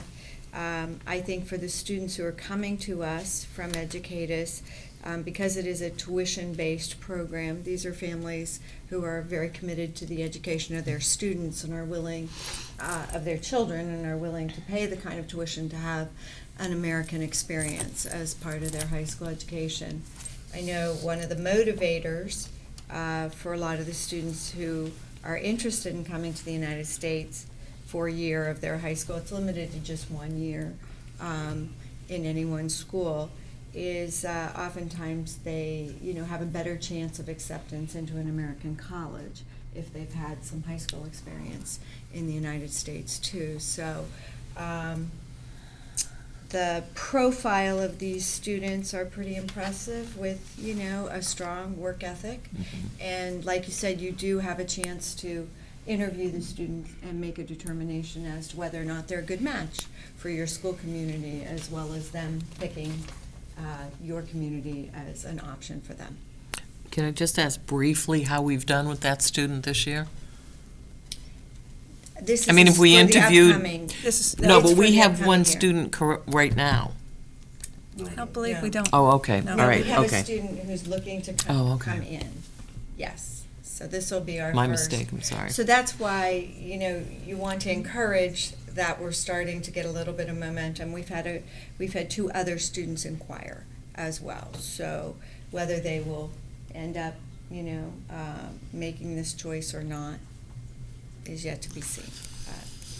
Mike? So it's still not clear to me what the vote on the table, how the vote on the table impacts participation in this program. I think it was because of Mr. Cole's comments that it may not be fair to open up school choice to an educated student if we're not opening school choice up. So That they are a school choice person. Right, but But I- this isn't choice. No, it's a fee-based program that obviously provides the district more money, and frankly, I think we're sacrificing principle for dollars. You know, I just have a hard time when there may be a sibling out there who wants to attend school with a member of their family in the Newburyport School District, and that person's gonna be denied. Yet, you're gonna take one of these program kids in, and I just think that, and also, it's been pointed out more than once tonight that our high school's getting overcrowded. And we don't know, if I'm not mistaken, we don't know the projection for the freshman class for next year, correct? We don't know that. No, We don't because know how many kids are gonna come from the charter school. We do But not. last year, there were a lot, right? 20, right? I believe there were 20. Yeah. Because last year's 8th grade class at the NOC was 181 kids. And a number of those kids went to private school. And we still have 214 slated for those kids for sophomores. So we gained 81, 214, that's 33 kids, with some kids going to private school. So, again, I just, you know, perhaps if we, you know, perhaps I'm willing to talk about a limit to how many kids we take, educators program. If there's one young student in the pipeline, perhaps it's unfair to deny that person, but I think it's also unfair to deny a sibling too. So I'm kind of, I guess, like I said, I'm thinking of this in terms of principle. One thing, if I could just add. Sure. I'm not certain, and I'd have to look at the applicants for educators, but generally educators is usually juniors or seniors. You don't take freshmen in this experience. It's 15. They have to be They more have than, to be yeah, 15, 15, yeah. 15 to 18. But the majority of the students who come are usually, I don't know what our applicants are, but they're generally juniors or seniors. So, just for more information. Again, to your point, I do believe we would have to, I mean, it would be on a case-by-case basis, and we certainly, we're not prepared to bring 10 or 15 students into the high school, I don't think, so it's not something we can do. But you may find yourself doing that when you find out how many are going to come from River Valley Charter next year. You Into may find that into the out. freshman, Yeah. yeah, freshman class, yeah.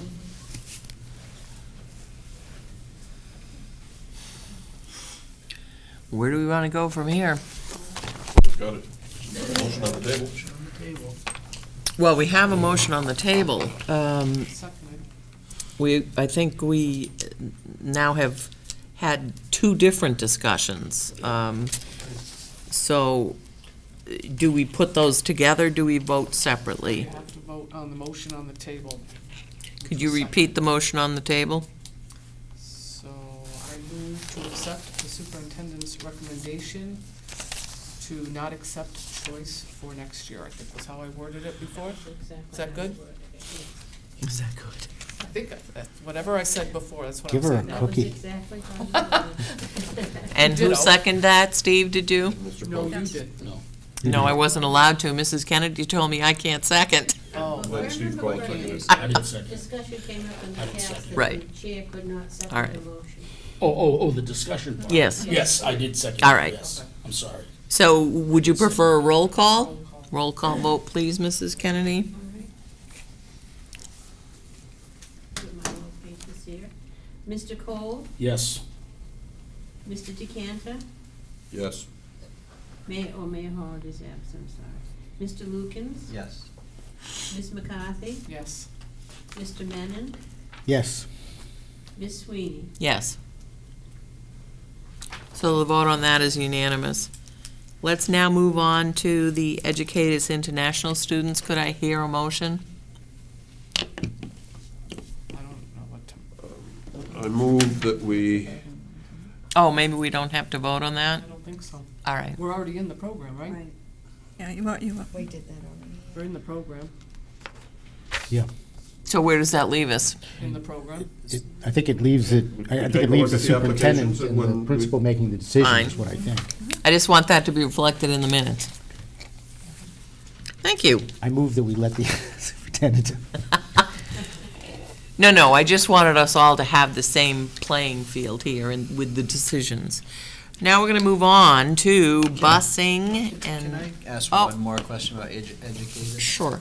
How do we make a decision about whether to accept or not accept a student that's applied through the program? I think Angela talked a little bit about that. Yeah, Match. and I don't know that I can tell you all of the process that Mr. Parent is using, but Mr. Parent does an interview with the student to find out what the student's goals are about coming to Newburyport High School, what they hope to receive from the education to make sure that we're able to meet their needs. And he also tries to get a feel for what their needs are, because one of the things that we talked about with educators when agreeing to participate in this program was that we weren't in a position where we could afford to have to put forth additional resources to support one of the students coming. So that's one of the things he wants to make sure before the student comes, that they're independent and would be able to learn independently when they come to Newburyport. And is there a cutoff for considering applicants through this program? I mean, are we gonna have one next year, or could we continue to receive applications through a certain date?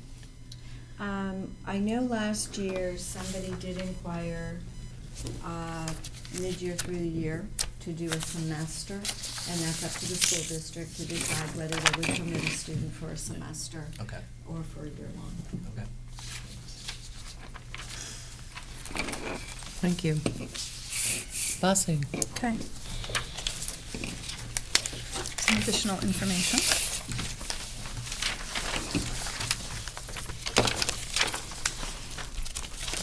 I was wondering why you escaped.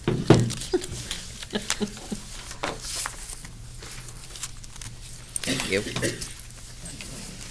Now, I want to, I have a handout coming around to you, but I want to just sort of walk you through the process that we've been through in terms of looking at buses and start and end times. And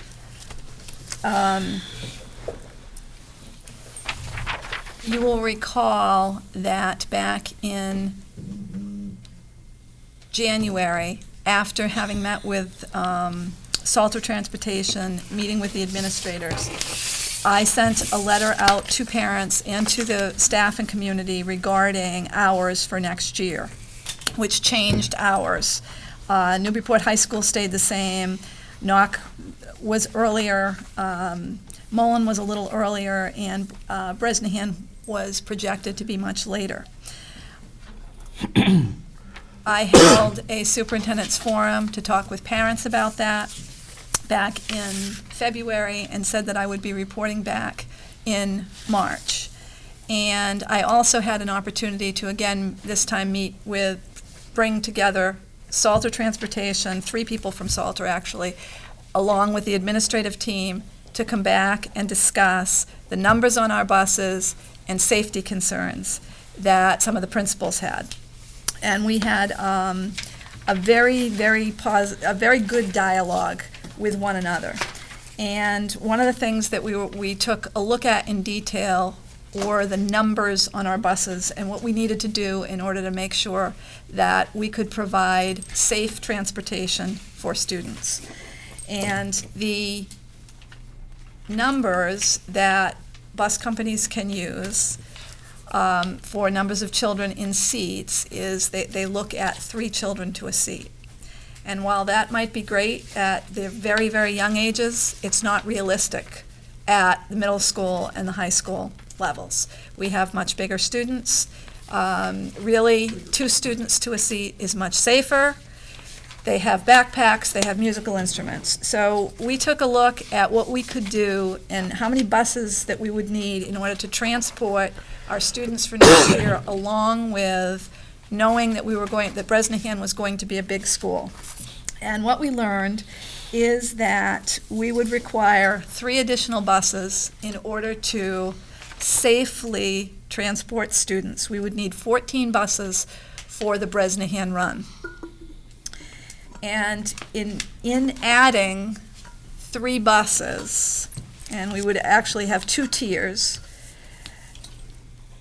we would be able to keep the current times the same.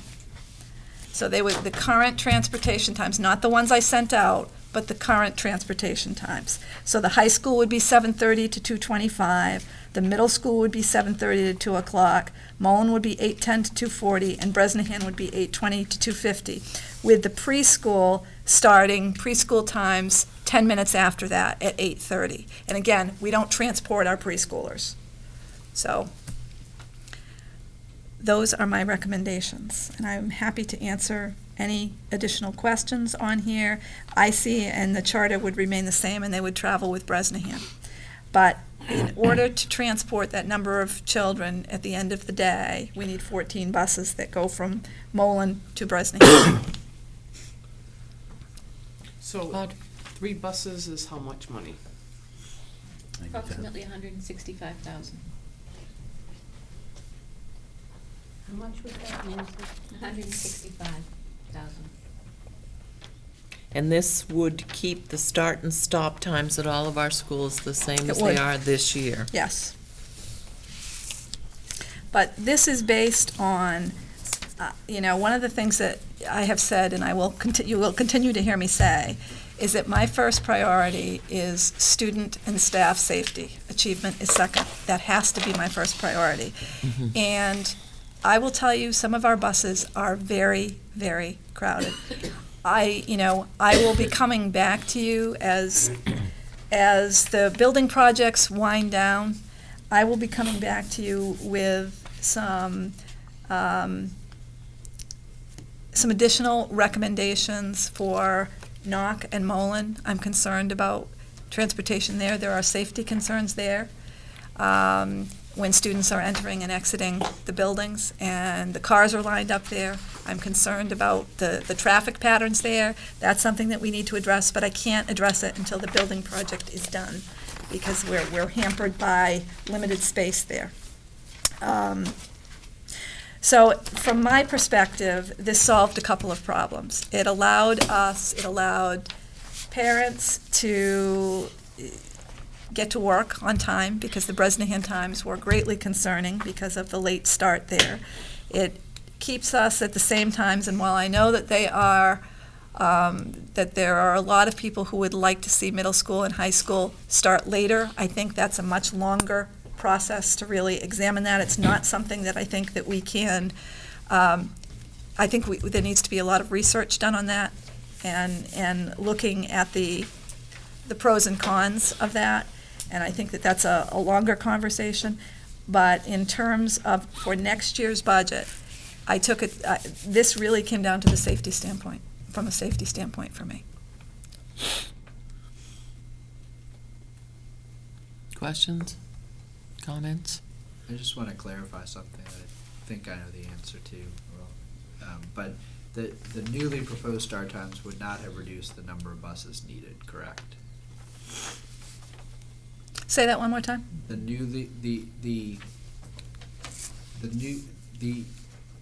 alternative start times for the schools would not have reduced the number of buses needed in 14. I'm trying to remember. Maybe by one. Maybe. High school and middle school would still be relatively, sharing the bus, they'd still be the first tier. And if we transported all high school students, we would still need between 13 and 14 buses. So it's a possibility it could have decreased by one. And the other thing that I also want to add in, and correct me if I'm wrong, but if in fact we don't get the bus registration, and we know that we can reduce a bus, we can reduce a bus, correct? Yes. So that is so that when we do bus registration, which we are doing earlier this year, and we get that data, if we can possibly go down to 13 buses, we will be able to do that. Does that answer your question? Yeah, it does. Look I like- thought I thought at the finance committee meeting last week, we said that the new start times would not have reduced the number of buses. So Yeah, I don't believe it will. They're projecting for high school 6.5 and 7 for middle. So we don't have a half a bus, so it would be 14 based on ridership. So I don't think it would decrease it. If anything, if the ridership was lower, it might decrease it by one bus, but I think it would have been at 14. I mean, I know that this doesn't involve a vote in terms of the start times, but the cost of one bus is substantial, and it may be between a bus and a position. So, I just want to make sure that we are, we are using as few buses as possible, given the fact that it may come down to that choice in a few weeks. I also think that, that again, in looking at, I think transportation and number of buses needs to be looked at every single year, and that we need to look at it carefully every single year to make sure that we're making good decisions around it. But I want to also make sure that we are transporting students safely, and I am, when we call the bus company and find out if there is an actual another spot on the buses, oftentimes the answer is no, they're full. Yes, go ahead. Does our insurance company weigh in on things like that? I mean, I would think that the number of students per bus is something that, shouldn't be a judgment call in terms of what's safe and what's not. I totally hear what you're saying, and I agree that that student safety is our number one priority. So I agree with that.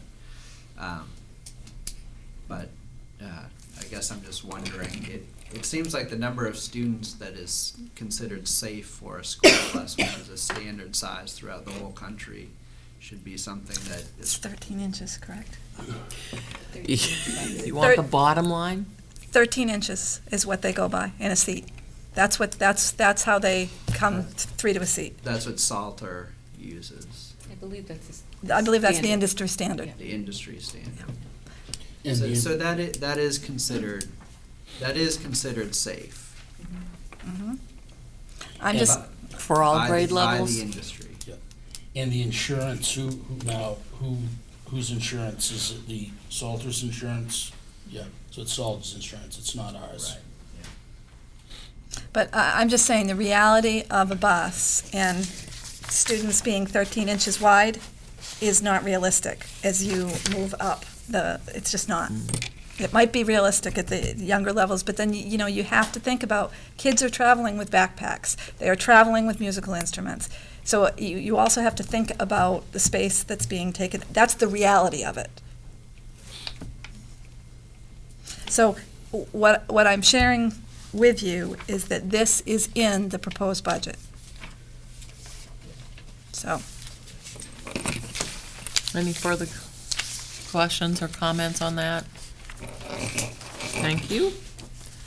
Now we're up to our subcommittee reports. I will begin by saying that joint ed did not meet between the last time we met and now. What I would like to report from NEF is that they have decided to fund a school website for a total of $20,000, which is great news, which means we're going to have the same kind of web interaction at every school. The second thing that they've done, they allocated $170,000 at the beginning of this year for our, our auditorium. As things have happened, the middle school auditorium, as things have happened, they increased that funding to $200,000. And I only have one of these, but I thought this was a really good brochure that NEF has put out to talk about the importance of the stage. And their fundraising is called Lights, Sounds, and Action. And this is to increase the facility at the middle school. So I'll pass this around, but I'd like to get it back. It's the only one I have. So again, I just want us to be aware of what the contributions are during this time, budget-wise or whatever, that we continually get from the NEF. And just to let you know that the allocations committee meets, the subcommittee of the allocations committee of NEF meets with the superintendent and the assistant superintendent, and they talk about where we need assistance. And as you all know, we've been grappling with our website for what? I don't know. Don't answer me, Nick, because you'll be like 10 years or something.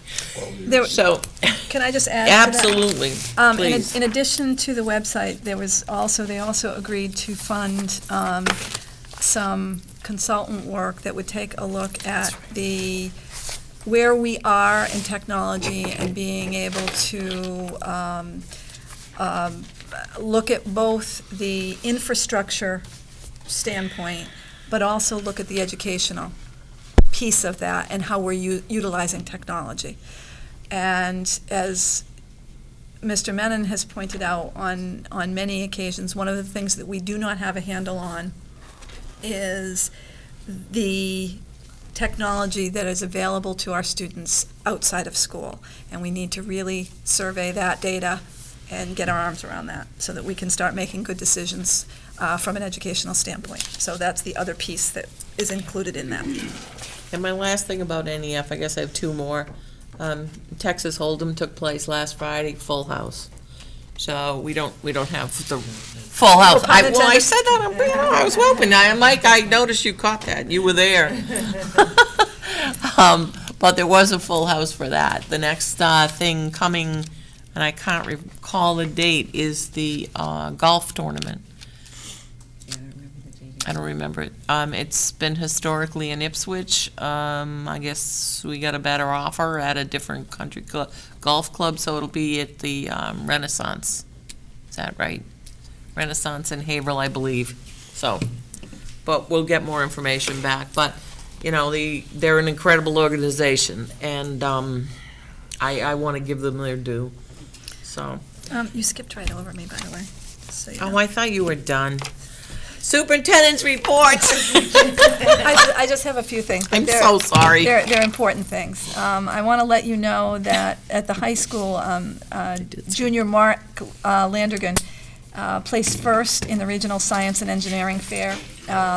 With Teachable Robotic Arm, he received $500, and he'll be moving on to the state competition as well as the international competition in May, and receives a week-long all-expense-paid trip to Los Angeles to compete with 1,500 other students in 70 countries. It's sponsored by Intel, so I think that's great. And our junior Lauren Healy, her presentation of green roofs and stormwater mitigation placed third, and that also involved a cash prize, and moving on to the state fair in May.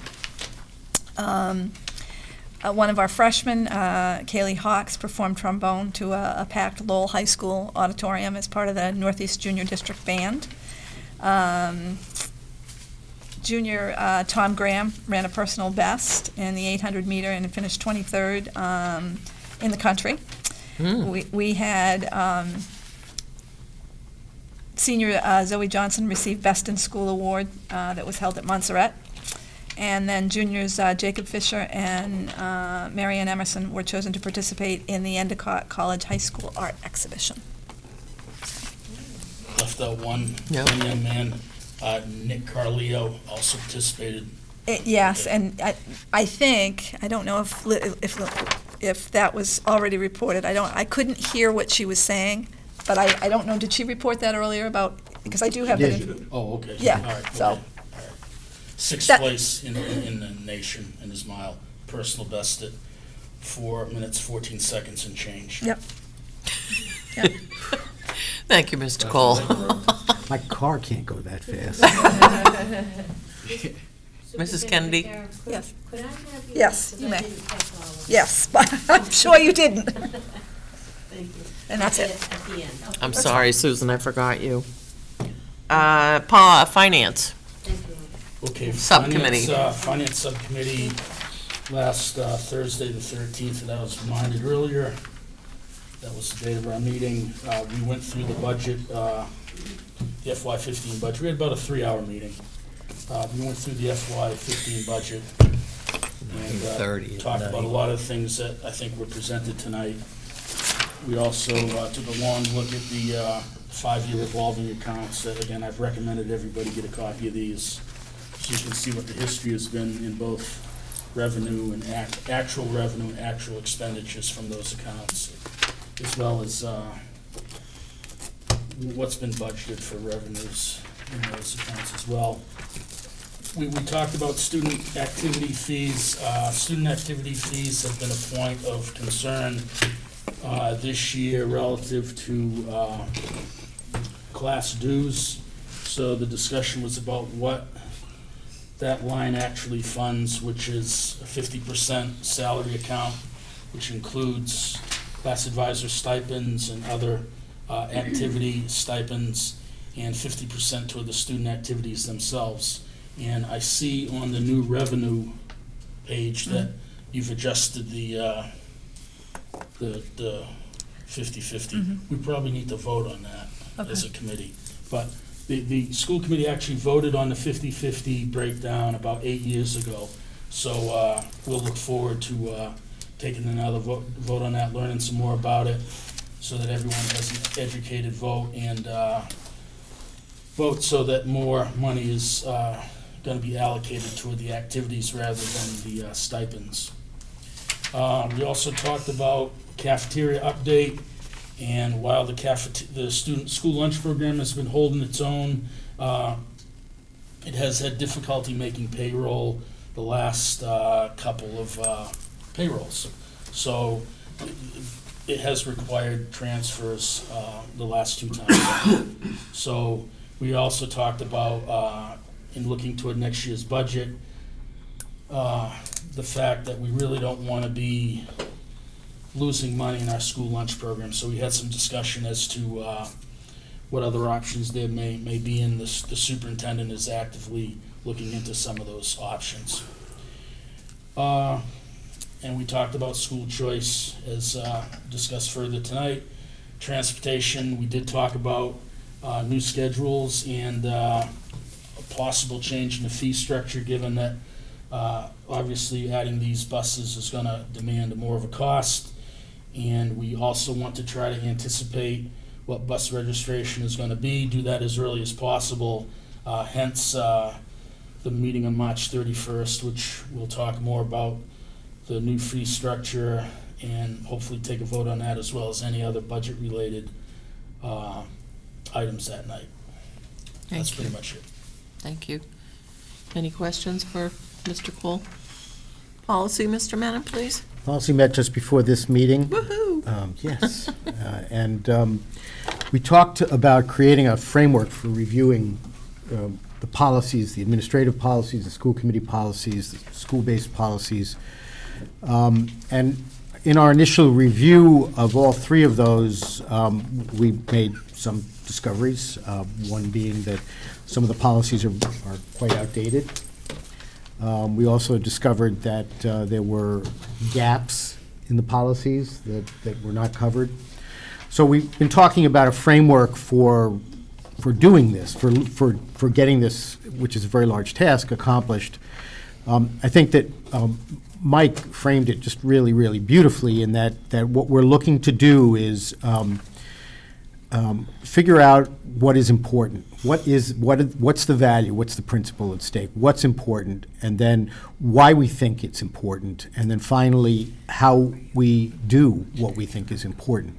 So in effect, we're going to have sort of an overarching set of principles that are going to lend themselves to, sort of our philosophy. We think that kids should have, opportunities to learn about health and wellness. That's the big thing. Why is that important? So that they can, and then so what we're going to have is a pretty clear statement of what we believe, why we believe it, what we do about it. And Susan had talked about, the superintendent had talked about the idea that there are some policies that really need to be looked at very often, and policies around bullying, around discipline. Those are the kinds of things that we should be reviewing on a regular basis anyway. And Susan's sort of contribution was that in her experience, she's looked at sort of, the school committee setting policy and then the superintendent and the administrators coming up with regulations to implement that policy, and that's the framework that she's used. So I think it's going to be a hybrid sort of document that's going to emerge. And we are also going to continue to explore in our own unique way what kind of a overarching management model we really want to use as a school committee. I mean, I think we're pretty ready to leave Carver to history and move forward. So, anybody, if you guys were there, if I missed anything? You pretty much covered it. Two aspects. One is begin drafting some of the policies in new format and see what they look like. Yeah. See if we like them. The superintendent will take them back to her admin council, and we will present it to you for your feedback before we proceed to go through the tireless job of rewriting all of our policies. So we're going to look at technology and technology and health and wellness. Are the two areas we're going to concentrate on to start. Wellness and health. Well, wellness and health, yeah, for some of us. Alphabetical order. And I did, this past week, have discussions with both the superintendent and the mayor about our vote on our curriculum committee. And the mayor has suggested that Mike Lukens would be the chair of the curriculum committee, and that I would serve on it, Steve would serve on it. As a result, Mike is already on 4 committees. So there's going to be a change on the policy committee, and Audrey has graciously decided she would love to join the policy committee if I take her out to lunch. So I just wanted to update you on that latest. And as you know, committee members know that all of our meetings, our subcommittee meetings, are open to the public. So you're more than welcome, we're all more than welcome to join any one of those committees. So we'll be getting out more information about meeting times and what we're going to do with that. If there's nothing else, I could hear a motion to adjourn. Motion to adjourn. Second? Second. Discussion? All those in favor? Aye. Thank you.